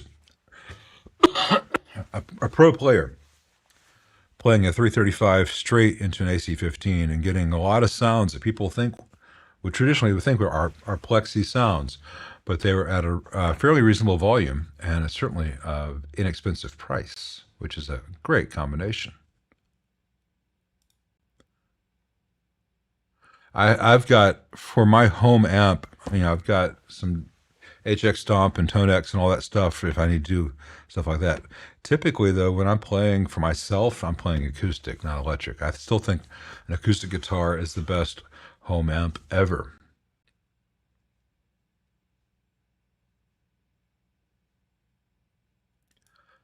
I would avoid the Blackstar HD Club 40 and 50H and any other Blackstars myself, except for the Artisan series, which are much different price point. The Blackstar stuff is disposable. I don't mean that as in, oh, I don't like it, I'm too good for that, it's disposable. I mean as in, you buy it, the warranty expires, it dies, you've disposed of your money, you've wasted your investment, it's not reliable.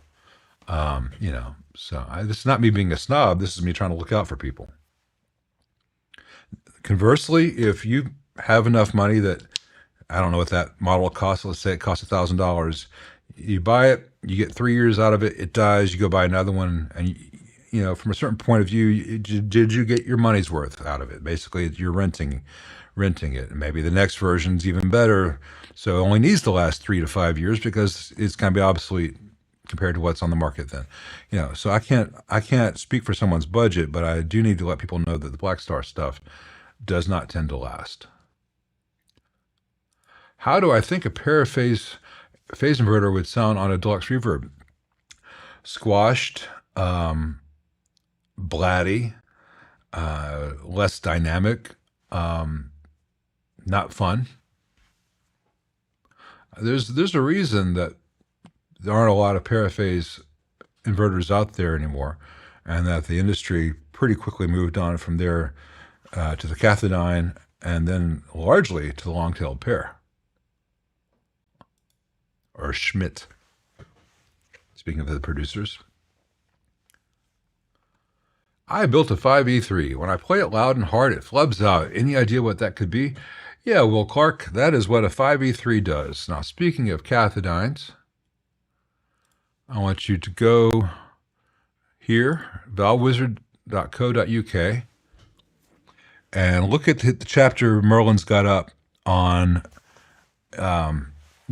the Cathodine phase inverter, specifically the DC coupled Cathodine phase inverter, because he's got some suggestions there to deflub the Cathodine phase inverter, including which is what you have in your 5E3 Deluxe. And if you do it that way, it's free. And if you do it almost the exact same way, but Dumble does it for you, it's called the Tweedledee or Tweedledum, and you can't afford it, but it's the same kind of ideas. So $40,000 or a free link, your choice. And one day I'll remember which side is which. But yeah, that's a known issue with the 583s. That's a known issue with almost any Cathodine phase inverter when driven, especially when you don't have any negative feedback, like in a 583. Hey, Fletch is 4084.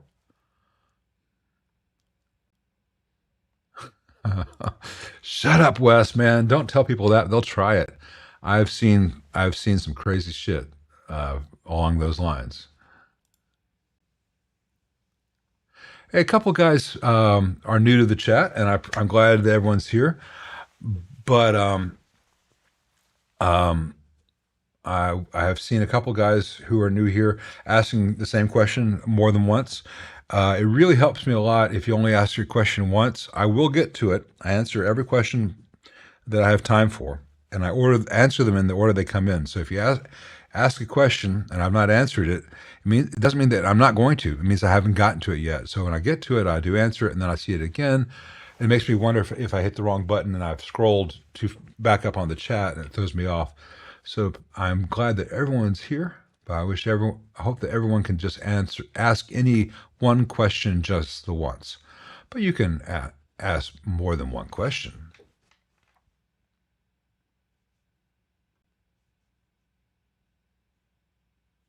What lower cost amp that has a Marshall sound would I recommend if there is such a thing? I think I answered that pretty well about 5 minutes ago, Jeff, but specifically I think you should check out the AC15. AC15 with humbuckers doesn't necessarily need anything else. If you're playing with single coils, you may want to use an overdrive pedal to give it a little more oomph. Hey, Omelet Socks, that is a late 70s Super Reverb with someone carved it up and put in a Sloppy Master volume. That's going to be on the channel later this week. That's the next big one to hit the bench. I've just not undone it yet, so we'll get there. Thank you, Charles. Appreciate that.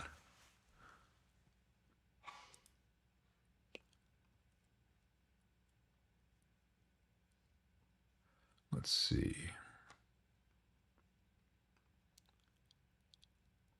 I think we are almost to where people were talking during my last intermission, so that's good.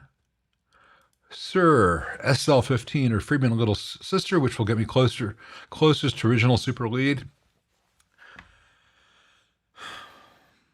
I think, what's the best way to put this?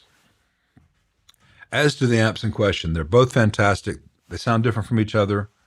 And there may be some other models that those companies make that suit your taste more. The best answer there is to play them.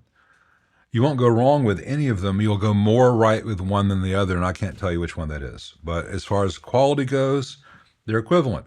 As far as the knowledge and trustworthiness of the designer and namesake goes, they're equivalent. They're both great guys, John and Dave both. You won't go wrong with either. I would suggest playing them and see which one you like the most. It's really, it's a Ginger Marianne situation. As to what will get closest to original Super Lead, have you ever played an original Super Lead? I would imagine that the majority of the people in this stream have not. I've only played it and seen a few. There's just not that many in the United States. And the ones that have made it over here tend to get sucked into the LA and New York and Chicago orbit.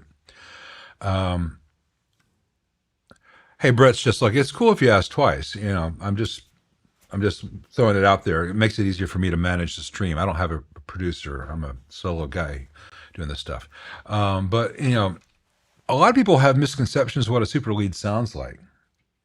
Like they think they're going to sound like Van Halen with one. Well, Van Halen sounded like Van Halen with a 68 Plexi, but that was, one particular 68 Super Lead that over time became a little bit different than how it left the factory. And even when it left the factory, it was a bit different than other Super Leads of the time because Marshall was subbing parts as necessary or getting, just trying different things, throwing stuff at the wall to see what would stick.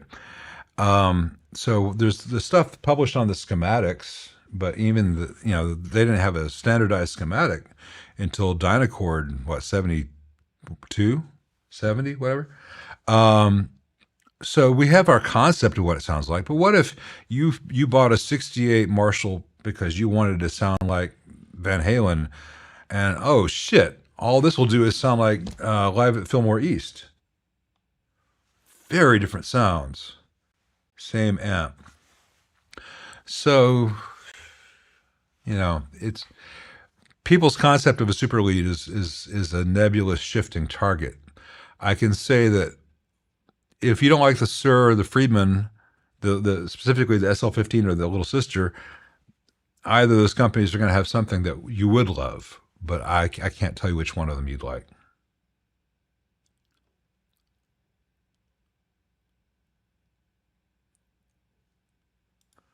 Good to hear it, Tommy. And that also gives you permission 6 months from now to build the lead version as well.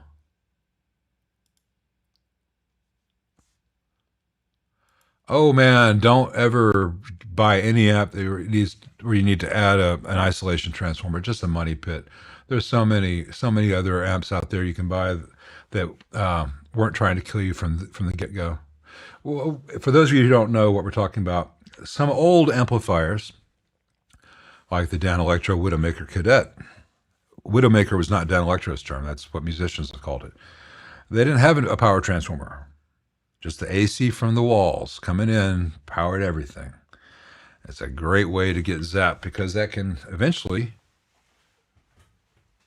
if something goes wrong in that amp, it can go up beyond your strings. The hotline to God. Don't ever, unless you're just really rich, in which case you could afford much better things anyway. Don't waste your time on, I forgot to remove that. Don't waste your time on any of the stuff that doesn't have a power transformer.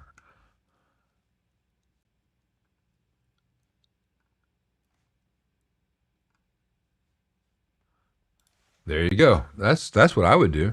If tubes aren't noisy and they sound good, they're good.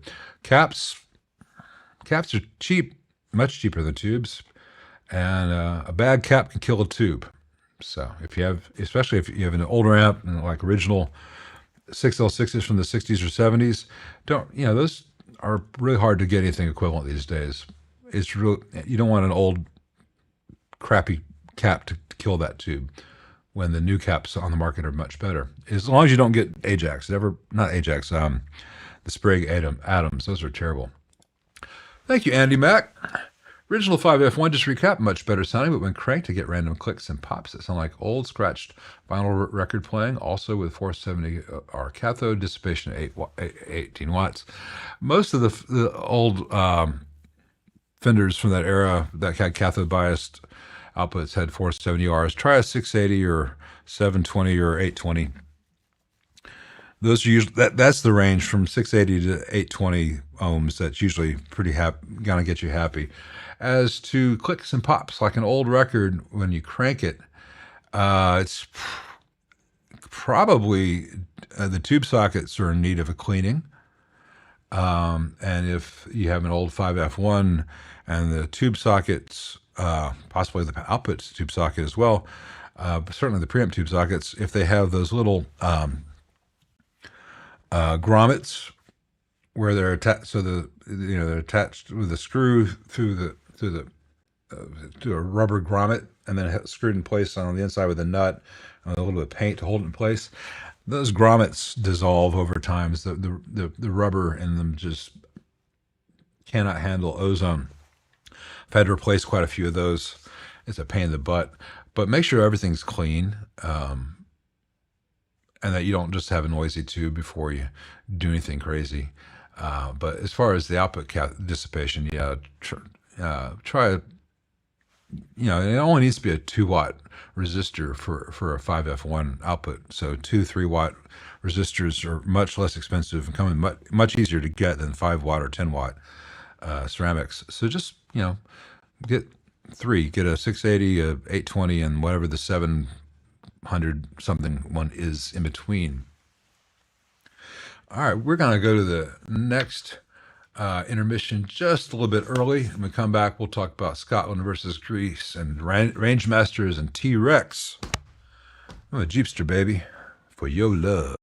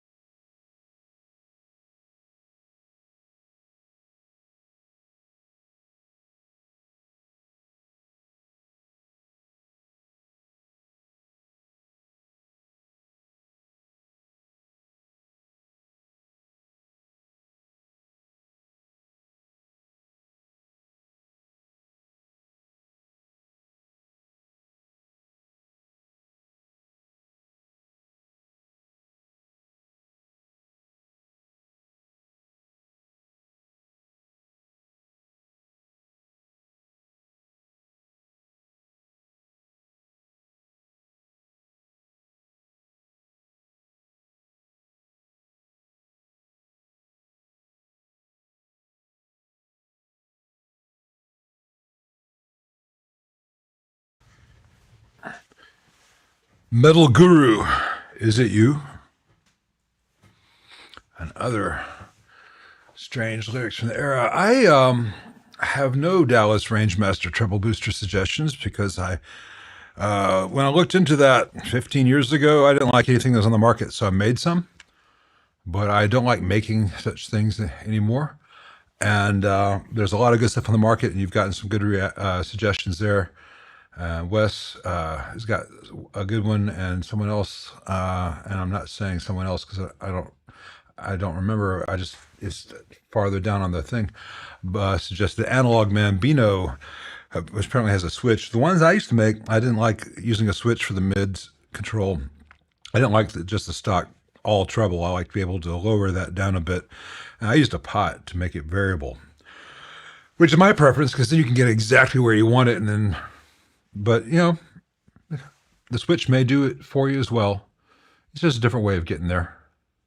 But I definitely like to lower the high pass frequency a little bit compared to the old Rangemaster. But that is me. No, it's a super reverb, but it added on a master volume there. Hey, Chris Comparis, thank you very much.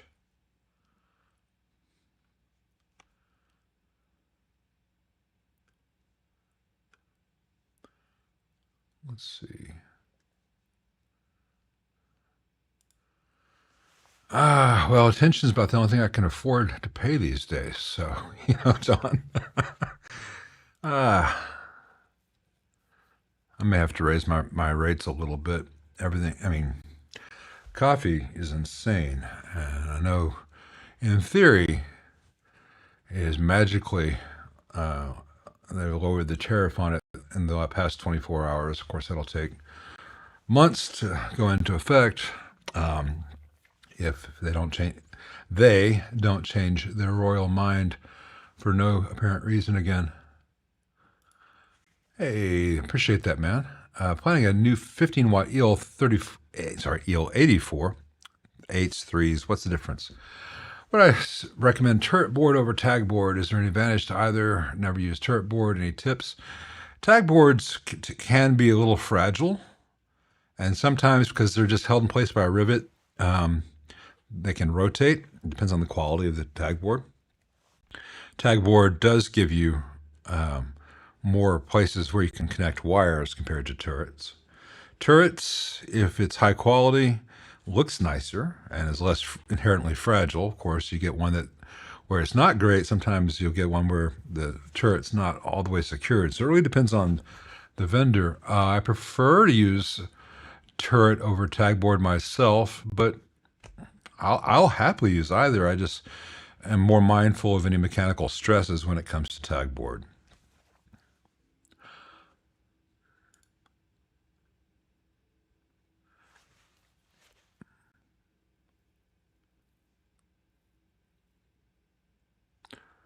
Any thoughts about preamp racks as a format? I don't think racks are going to come back. I really don't. I think 10 years from now, most people will be playing amps the size of this USB charger, you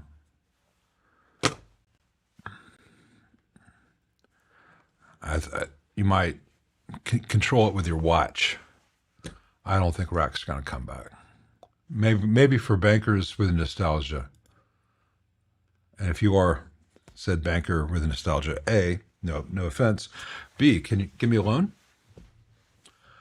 I had all the rack stuff back when that was the best option, but it has not been the best option in a long time, and arguably never really was, but it was fun to pretend, wasn't it? Hey, Greg, I've not tried any of the 1-watt circuits using little preamp tubes as power tubes. I've never had the inclination or interest. Did Amnesia glad Dave helped you out with the JAL20? I like I said, I don't know that amp, but he would.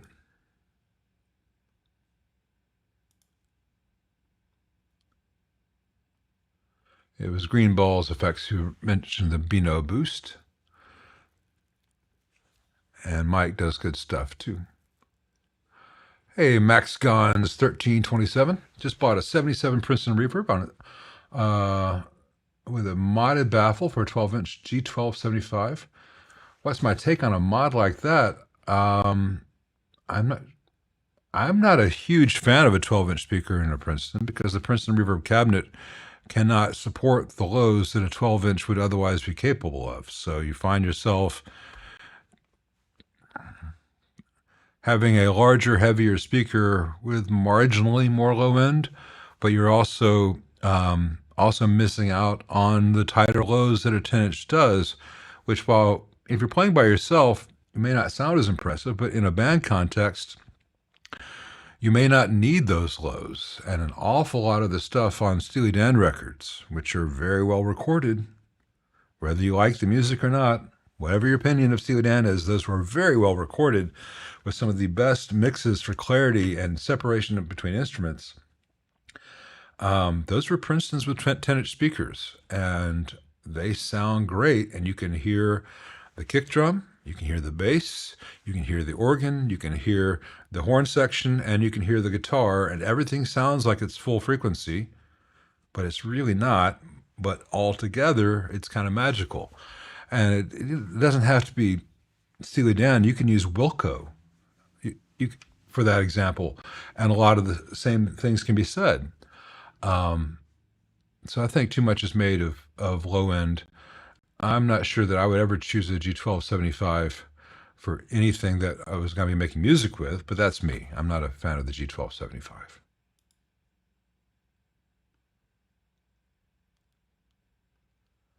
And you may get that in there and think that that guy was smoking crack. This is the best thing ever.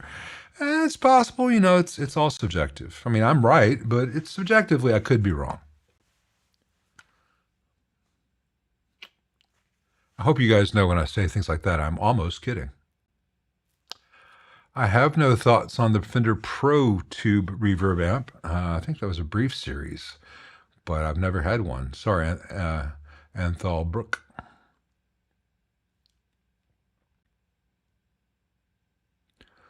When dialing in a valve amp to encourage singing harmonic richness, are there certain frequencies I should be boosting?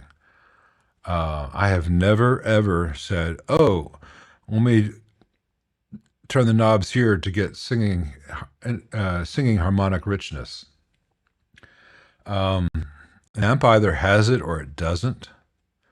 And if an amp has it, it's really hard not to get singing harmonic richness. Rich Corinthian leather. When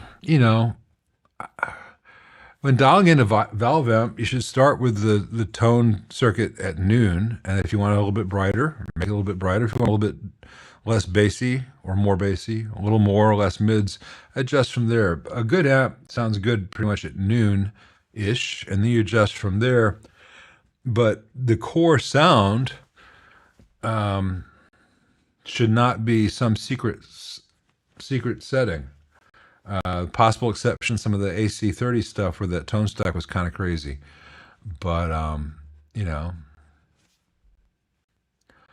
think way too much is made in the various forums about how to dial it in. I've played amps of all different types that sound fantastic. Played amps of all different... Just a second.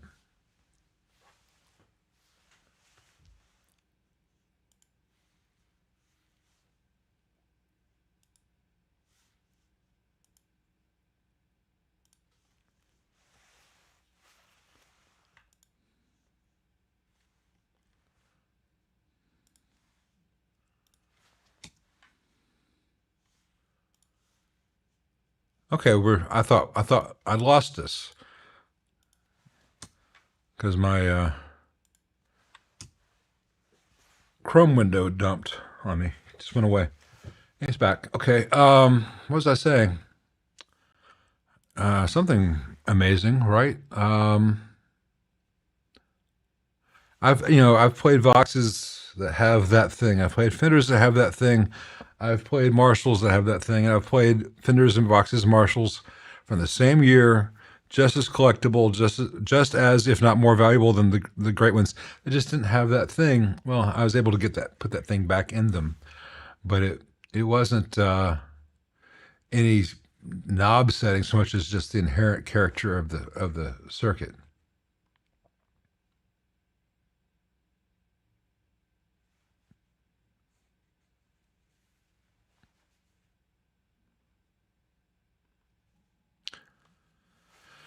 I was afraid that the Wi-Fi was gone, except the light was still on and pinged okay, but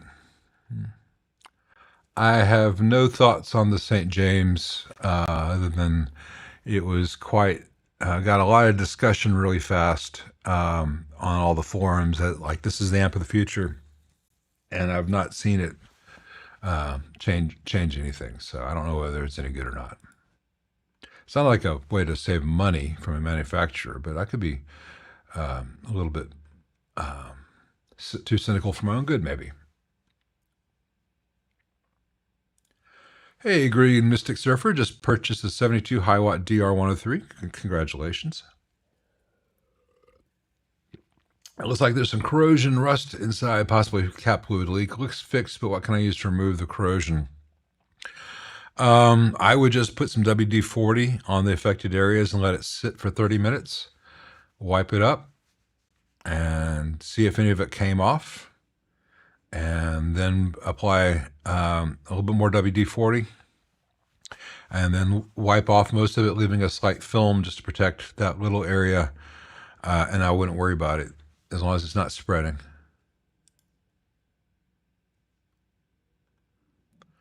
No Excalibur update yet. I've just, it's been a very discouraging time to try to do something in the industry without deep pockets. And my pockets are shallow. And all I need is someone who will make a very, very thin faceplate or honor their original commitments, you know. Oh yeah, Marshall used the G12H75 a lot in a lot of amps, not in all of them. But if you want to sound like the Scorpions, sure, go for it. I've never liked that sound. I don't have a favorite amp. I have certain favorite amps, but it all, you know, what's the best way to put this? When you only have experienced a small number of really good things, then it's easy to have a favorite. And I'm not saying this because I'm uniquely anything. It's just because of what I do. I've had an opportunity to play a lot more amps than the average person, average musician. When you're exposed to a wider range of really good things, it's harder to pick a favorite. I can tell you the things that I would buy. I'd love, I would AC15 Deluxe Reverb. Those are things which I can get a great sound out of that I would use for my, if I weren't doing this and wanted an amp to have at home that I could play and get all the sounds I wanted out of, but then I could take and do a gig with AC15 and the Deluxe Reverb be top of the list. That doesn't mean I don't like a AC30. It doesn't mean I don't like a Vibrolux Reverb, which is both of them are the next level up from the 15 and the Deluxe. But, I love a Marshall 100 watt. I would have no use for a Marshall 100 watt here. I would realize that an awful lot of people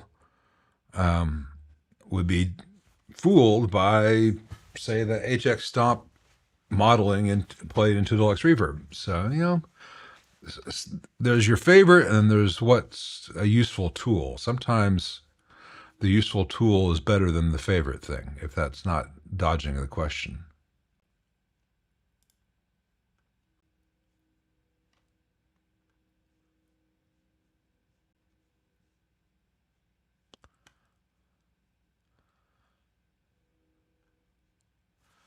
Headfirst and Friedman are coming out with rack stuff. Okay, good on them. I hope they do well. I don't think racks are going to catch on again, because I think racks make a lot of sense from a dealer's perspective, because it's a whole new market of people to sell the same stuff to. But musicians get paid less than ever, have fewer places to play than ever, cannot have any volume. A lot of the advantages of rack stuff was that you could sound like the studio live. Well, you can already do that with pedal boards these days.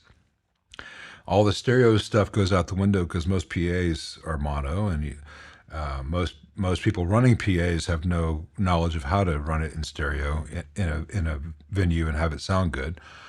I just don't see that it's going to be. It's not going to contribute to a very large portion of the market. Let's put it in that ways. That said, of those in certain genres, and in those certain genres, Dave has tremendous influence and outreach, and to a large extent, Headfirst does as well, where you can have more receptive buyers for rack stuff. I don't think you're going to see Marshall and certainly not Mesa anymore, and Fender get back into the rack mount game. Maybe it's all a ploy by the people who make racks. I've got a pretty nice rack right here from back in the day. It's kind of a glorified coffee table now, but it's nice.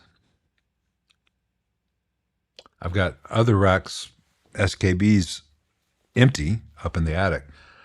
I would sell them, except I don't think anyone wants to buy them anymore.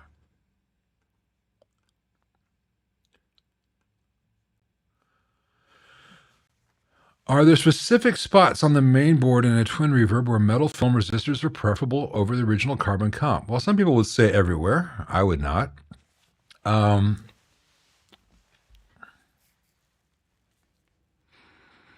only place where it would be preferable, as in you would notice any damn difference really, would be the 68K mix gain slash grid stoppers at the input jack, and the 100K plates on V1A and V2A. Because there's not a ton of gain or character, there's not a ton of character introduced in those gain stages. So as quiet as you can keep that, because you are doing quite a bit of amplification without any real character change there.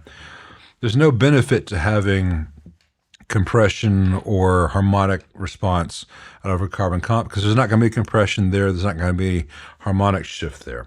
It's just straight gain. So if you can get some of the noise out there, you can. But every other stage in there, I do think the traditional Fender sound benefits from carbon. It doesn't have to be carbon composite. It can be carbon film, which is still very low noise in a Fender circuit. But I think metal films are only of utility for the plates and possibly for the mixing resistors. There are other places you could use metal films and you would not have any sonic detriment. Cathodes, some grid leaks and stuff. It wouldn't really change the sound of the amp either way. It's just that a metal film, would offer no benefit over carbon film. It'd just be a different way of doing the same thing.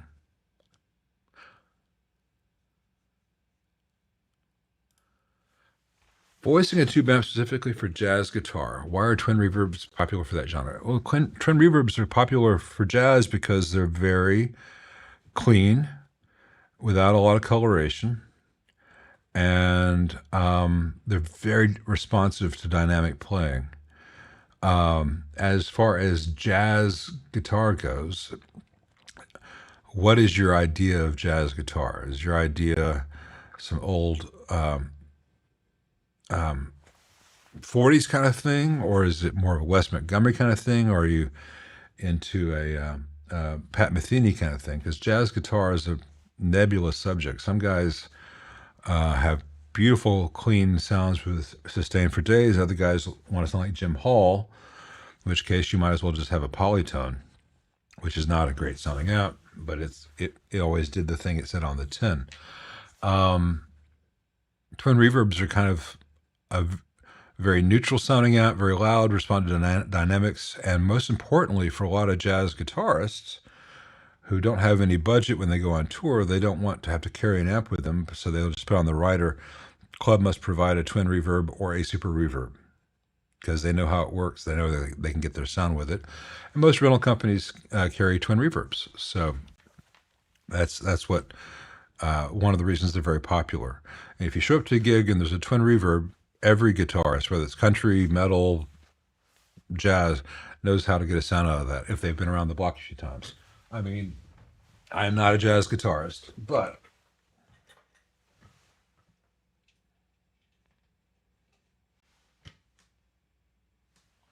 this is not a jazz guitar. Turn the trim off. I'll go to the neck. Pardon this. So let me just roll my tone down a little bit.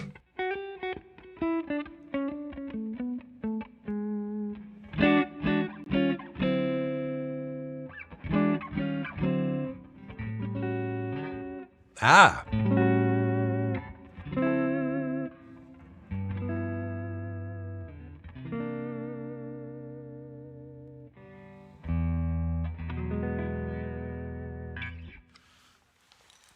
I could have turned the treble down on the amps more. That's that 62 concert, not a jazz amp. It's just a clean amp. This is not a jazz guitar, just a clean sound on the neck pickup. If Tim Lurch were here, I'd give him my Telecaster into that amp, it'd be a jazz amp. Mostly because it sounds like a guitar, and then you just turn the treble down a little bit, and there you are.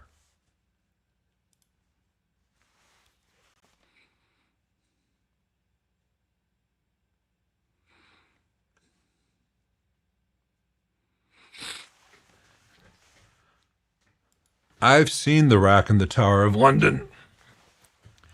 It was all right.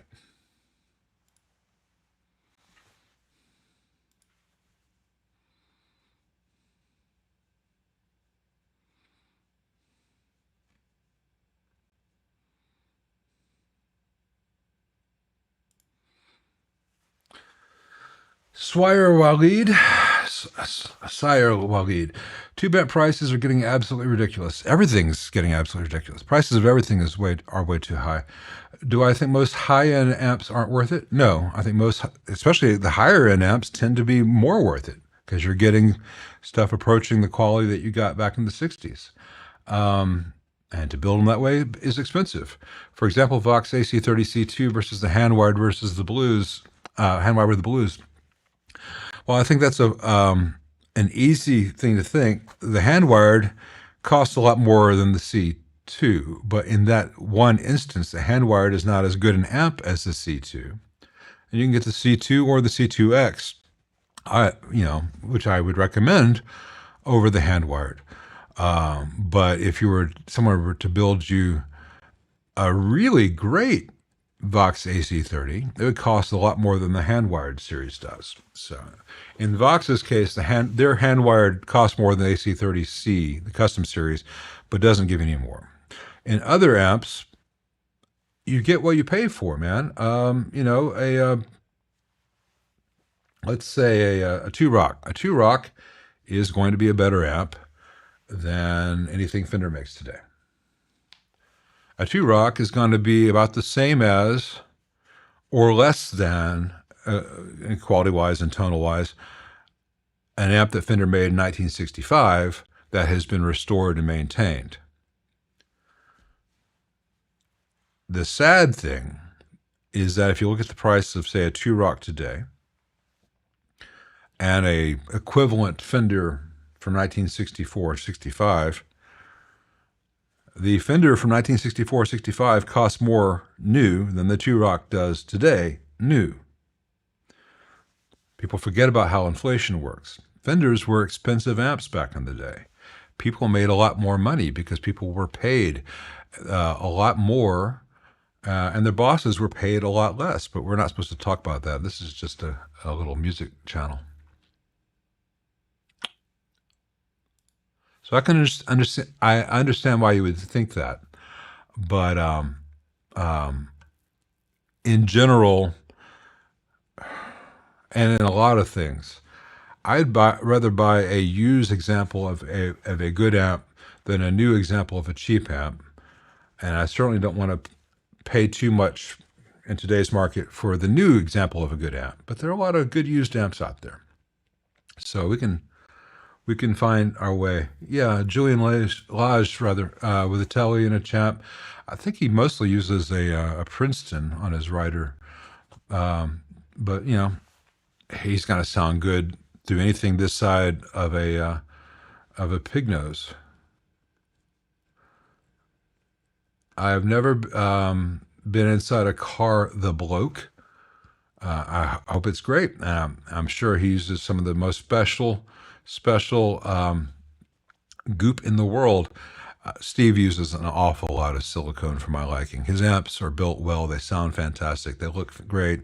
They last. I have no complaints about Steve Carr's amps. It's just an awful lot of silicone. Just an awful lot.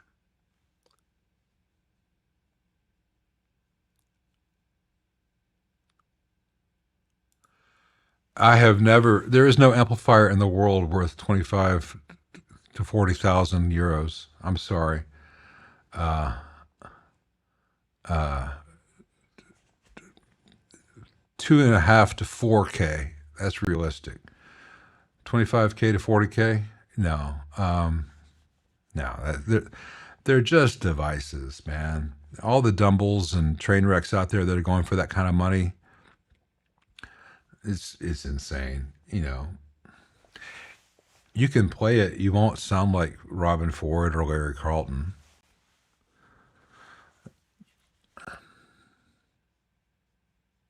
And you have to remember Robin Ford and Larry Carlton played an awful lot of Princeton reverbs in the studio.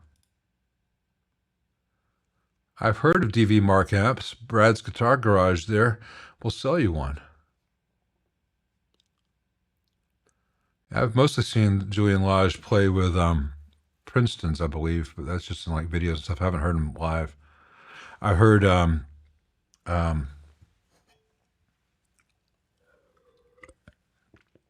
give me a second. My brain's still waking up. It's only 3:32 in the afternoon. Bill Frisell play in a similar style. He was using 2 deluxe reverb reissues. Rentals. Because he knew he could put that in his rider and venues would have that.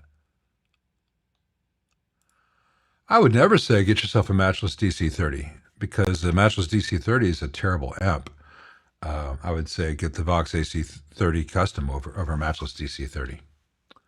What about the Jimmy Page's Dragon, whatever it's called? Well, there are 2 versions of that. It's called the Sun Dragon, and I'm friends with Mitch Colby, who made that for Jimmy Page. And there are 2 versions of that amp. You have the one that Mitch did where every component is exactly like the ones found in Jimmy's original amp. Now, it's original to Jimmy. It's not original to Supro. Work was done on it that made it sound different. And so if you buy the high-end Sun Dragon, the limited edition Sun Dragon, every component in there is new old stock picked out by Mitch, which means that in order to get the 20 resistors for this part of the circuit, he had to buy a couple hundred of those resistors and sort through the finds the ones that spec the way he wants, and he puts them in there.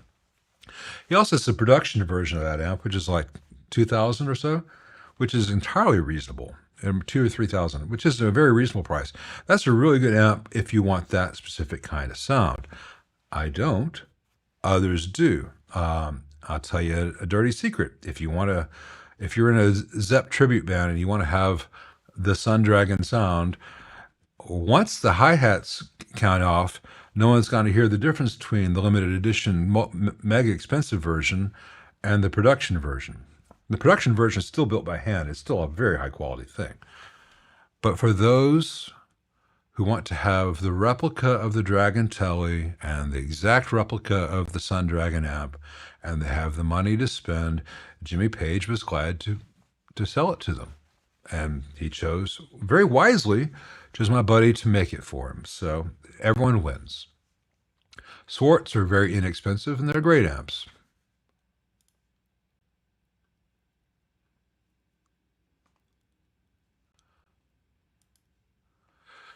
Is the output transformer the most important part of a tube amp? If so, are the vintage ones better than newer, like Mercury Magnetics and Light? Vintage ones are sometimes different, sometimes worse, sometimes better, sometimes just different. Mercury and Habor are the biggest games in town left, and Habor more so than Mercury these days. Followed by Hammond.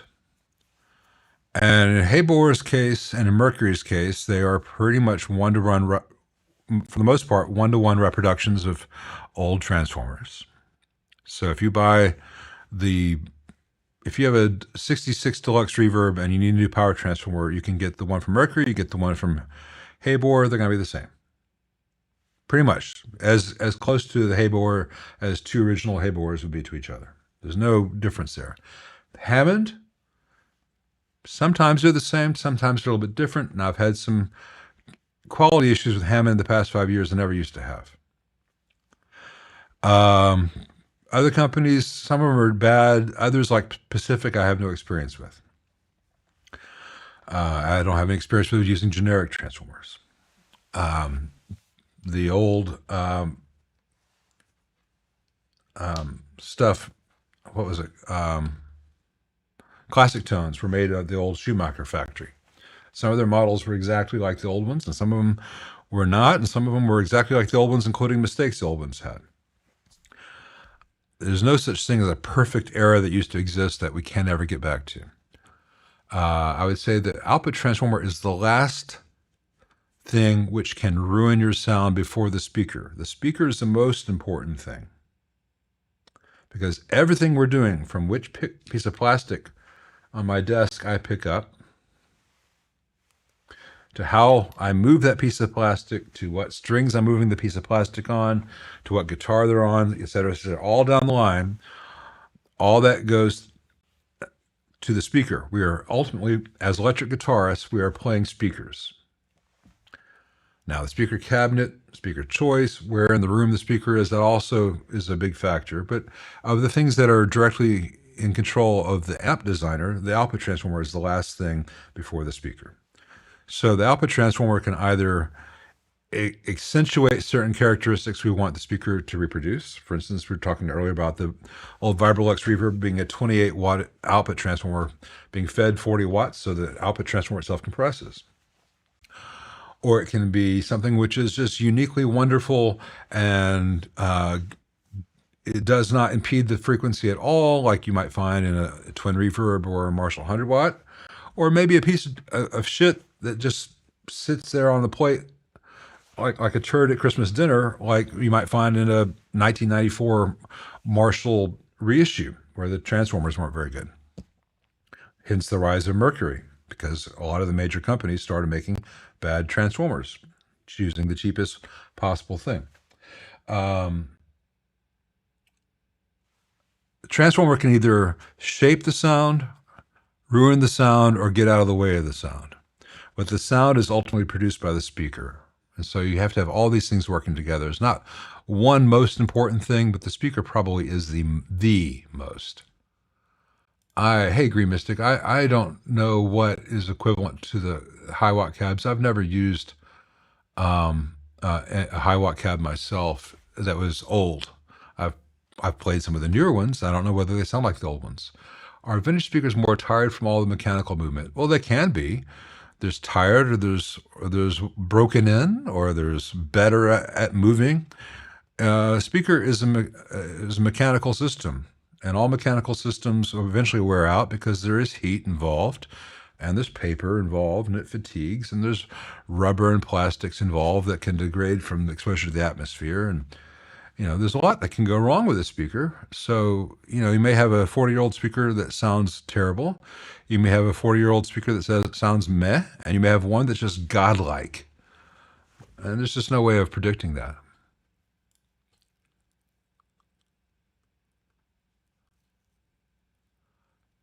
Best top 3 concerts performances I've ever seen. Let's see.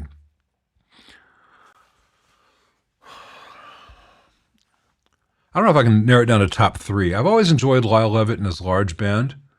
That is a really unique experience with the world's best players of their instruments allowed to shine in a very professional setting. That's usually a very intimate setting because he's not selling out stadiums. He's selling out small theaters. That's one of the wonderful levels I've heard music done. Bonnie Raitt's about at that level too. I've always been a big fan of Rush for the musicianship. I saw Elvis Costello and the Imposters play here at the High Tone, which is a small club about the size of my house. There's a DVD of that, and it was just a very, very tight, great rock and roll band. Elvis Costello, is right there with the Clash as being authentic of that period, and they just know their shit, and they played with such passion and integrity that you don't usually hear in a small club. Maybe it would have been like hearing Springsteen at the Stone Pony back in the long time ago. It was just really remarkable because I'd heard so many local bands play that same stage with that same PA, and that spark was not there. That spark was so there. Had the great opportunity that the past 2 years to go see Billy Joel twice, and I've always appreciated Billy Joel. Never thought of myself as a Billy Joel fan, but so much as he's just always been there is this thing. But anyway, I had the great luck to become friends with his bassist in the past 5 years, and when he was playing near us, he kindly invited us, and we went and he got us great tickets. And what a fantastic band that they had. Again, just the professionalism and the musicianship, and that Billy, much like Lyle Lovett with his band, allowed his musicians to shine. It wasn't all about Billy Joel and these people kind of in the shadows behind him. And that back and forth and the interaction is great to see. Trying to think of any. I've seen a lot of great performances, but I think those are the ones that I would point to as probably the best. Thanks, Flesh84. Do I think guys get too fixated on having an amp for every distortion flavor? Most guys dial in the same tone regardless. Yeah, I think I see channels where the guy's playing a certain genre of metal, and there's like a stack of 18 amps, and they all sound pretty much the same. And they all, I don't know. I think there's a, and I think this can be in any, I'm not singling out metal guys. I think when you have a whole bunch of different variations on the same thing, you still haven't found what you're looking for, but you wouldn't even know it if you found it. Maybe what you're looking for doesn't exist. In the meantime, you're just collecting toys. I don't know. It's hard to say. It's hard to say. Yeah, Pastor, I saw Stevie a couple times. Sometimes not at his best. I saw him about 2 years before he died. He was playing phenomenally. It wasn't a great sounding space though. He sounded fantastic, but his amps were louder than the damn PA.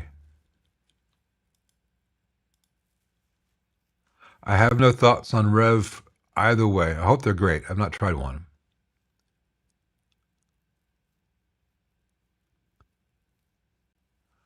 Hey man, whatever makes the sound that lets you make music, that's good.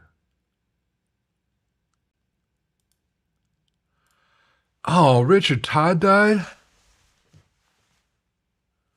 Oh, damn, I didn't know. We were friends. back in the early 90s. We hung out all the time. I really liked Todd. Kind of had a crush on his girlfriend at the time, but I really liked... No, I shouldn't say that in this context. I had no idea he died. He was a hell of a bunch of guys. And he introduced me to Kevin Kenny rather, of Driving and Crying. And I wouldn't say that we were friends. Kevin was much older than I was, but I felt so cool at the time with those two guys, because I guess Todd was 5 or so years older than me, and then Kevin was probably 15 years older.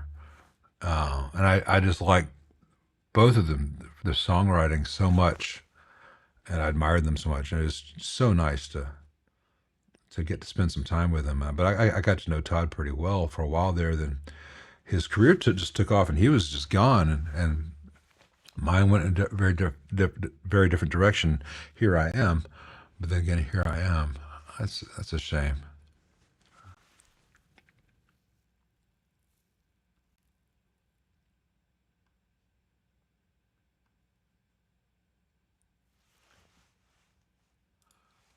Hey, I'm glad to help. That's great. What would I say the best Vox AC30 amp is? Dr. Z, Victory, Need Headroom.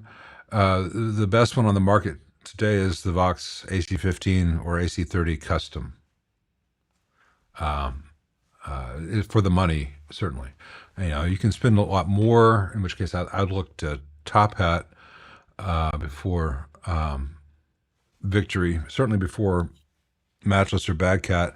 And some of the Dr. Z's are cool. I'd like to try the Z-Rack, but I've not tried one. Or have I? I think I might have had one in. It's been a long time. But I don't think Dr. Z has too many full AC30 clones. He has Vox-inspired stuff. But man, if you can just get an AC15 or AC30 Custom and change out the tubes, because it comes with shitty tubes, just put in some JJs. It doesn't have to be anything fantastic. And go play music, because it's a really good amp, and you can play music with it. Hey, Johnny Savini. I hate to be the bearer of bad news, but the AC4 is well, that's the hand-wired, so it's going to be better than the Custom. The AC4 Custom and the AC10 Custom are garbage. 15 and 30 are fantastic. 4 and the 10 are garbage. There have been a couple of different versions of the AC4 hand-wired. Is this the TV version or the newer one? If it's the newer one, I don't have any experience with it, so I don't have any bad or good news to give you. The old TV was pretty much garbage. I hope that it lasts fantastically for you.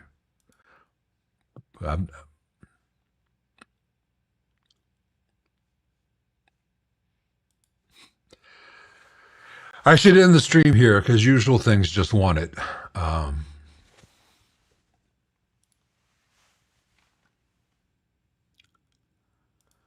Oh, I don't know. I've not tried any partridge replacement transformers, because, knock on wood, I haven't had to.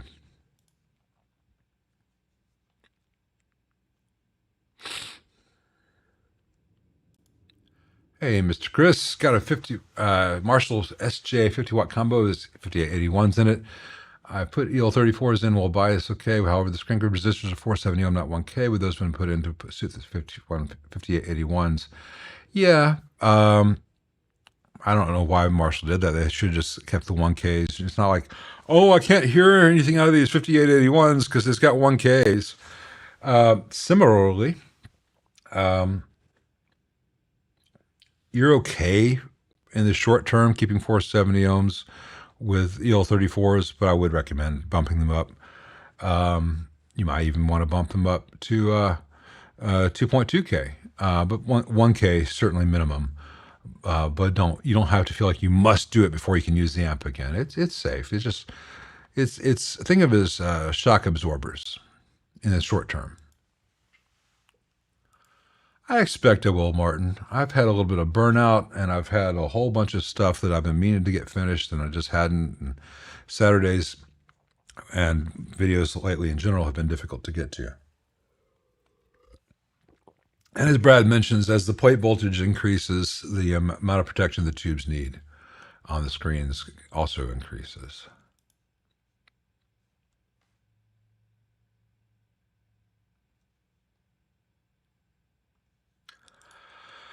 What do I think of Rush going back on tour with Annika Niles? Well, it's I think it's great for Annika Niles. And as people, I am glad for Geddy and Alex to be able to go out and play their music again. And from what I've heard of Annika Niles, she's certainly up to the task. What a huge throne to try to not fill, but just, talk about putting a target on your back. Have you met musicians? They're not always kind, and no matter who it is, not as good as Neil, which Neil would have thought was bullshit. My only real concern is that, and it was my concern before Neil passed and they disbanded, is that Geddy's voice has been gone for a long time. And I find it kind of sad to hear him singing, because he used to have such a beautiful voice and a unique voice with certain character to it, and that's gone. And I don't know.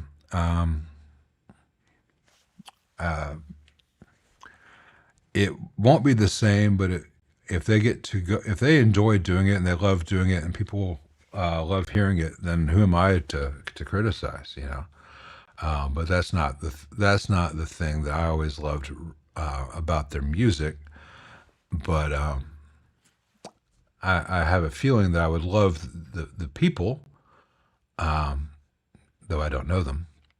But the sense I've always gotten is that we would be good buddies, and I wish them nothing but the best. I don't think that they need the money so much as they need the outlet. And so on that one level alone, sure,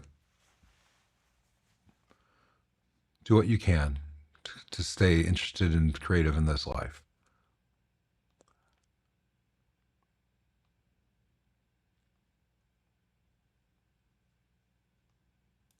Thoughts on the high watt fixed bias phase inverter's lack of popularity? Love the sound, but is it a victim of the popularity of Marshall's overdriven phase inverter?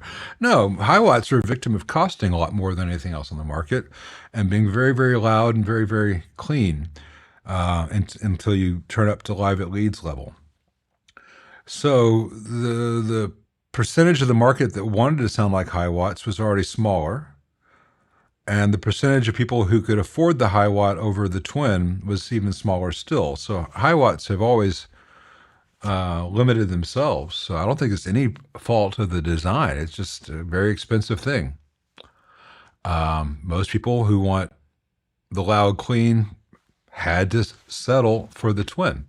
Most people who wanted the overdrive preferred the Marshall. And so, I think when you make one of the most expensive amps in the world that's too loud for a lot of bands and stages,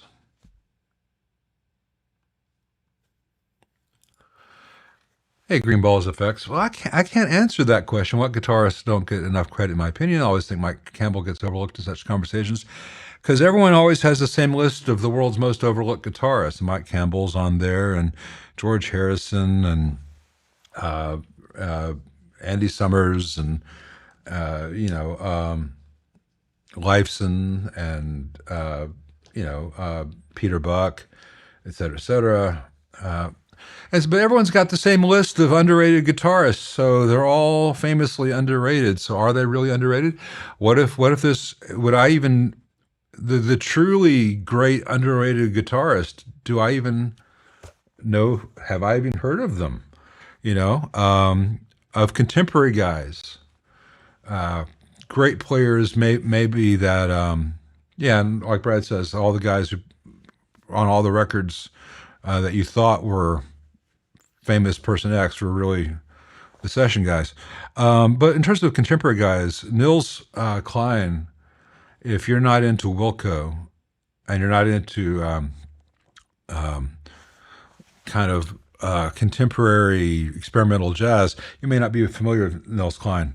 You should listen to Impossible Germany and Sky Blue Sky for a great introduction if you're not from that world, because he's a phenomenal guitarist that has more amazing technique than most guys who the cliche shredder stuff.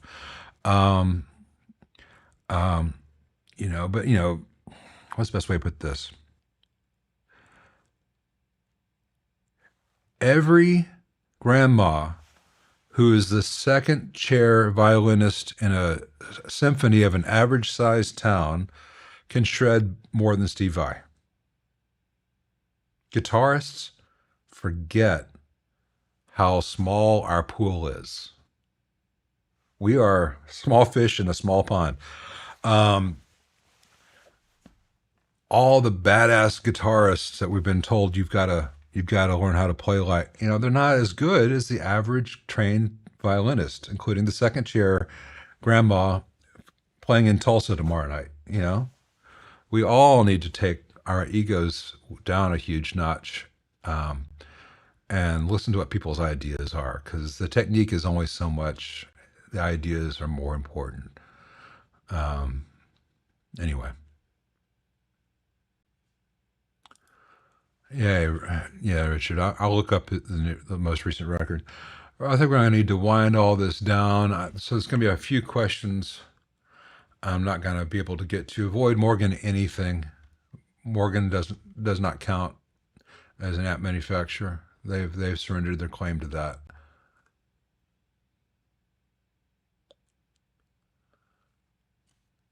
A new Husker Du Miracle Year box set. Full show from First Ave in 85. Richard, you're killing me, man. You're killing me, Smalls.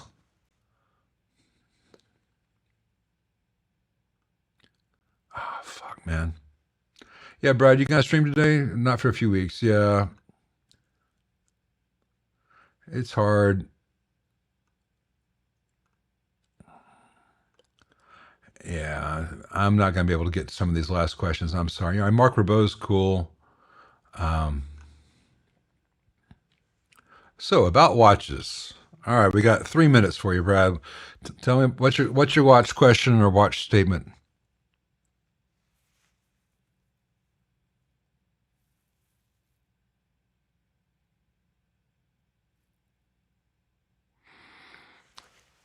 The slower you type, the less time you get on here, Brad.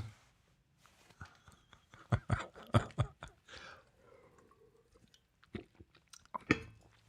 think he was just kidding how easily sidetracked I can be. Anyway,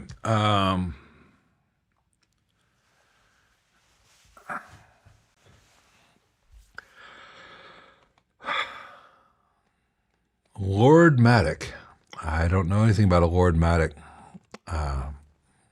We'll talk. That's the advantage of being able to get each other off here. We don't have to wait for this format, because this format is constricting. Can I play Doom on my watch? I can't play Doom on anything. I've never played Doom. Anyway, yeah, we're just going to wrap this up a little bit early, and hope you all have a good week. I hope to have some videos up again soon. I have some really nice sounding apps. I'm glad you got a preview here. I've seen people play Doom. It's just a shoot 'em up game.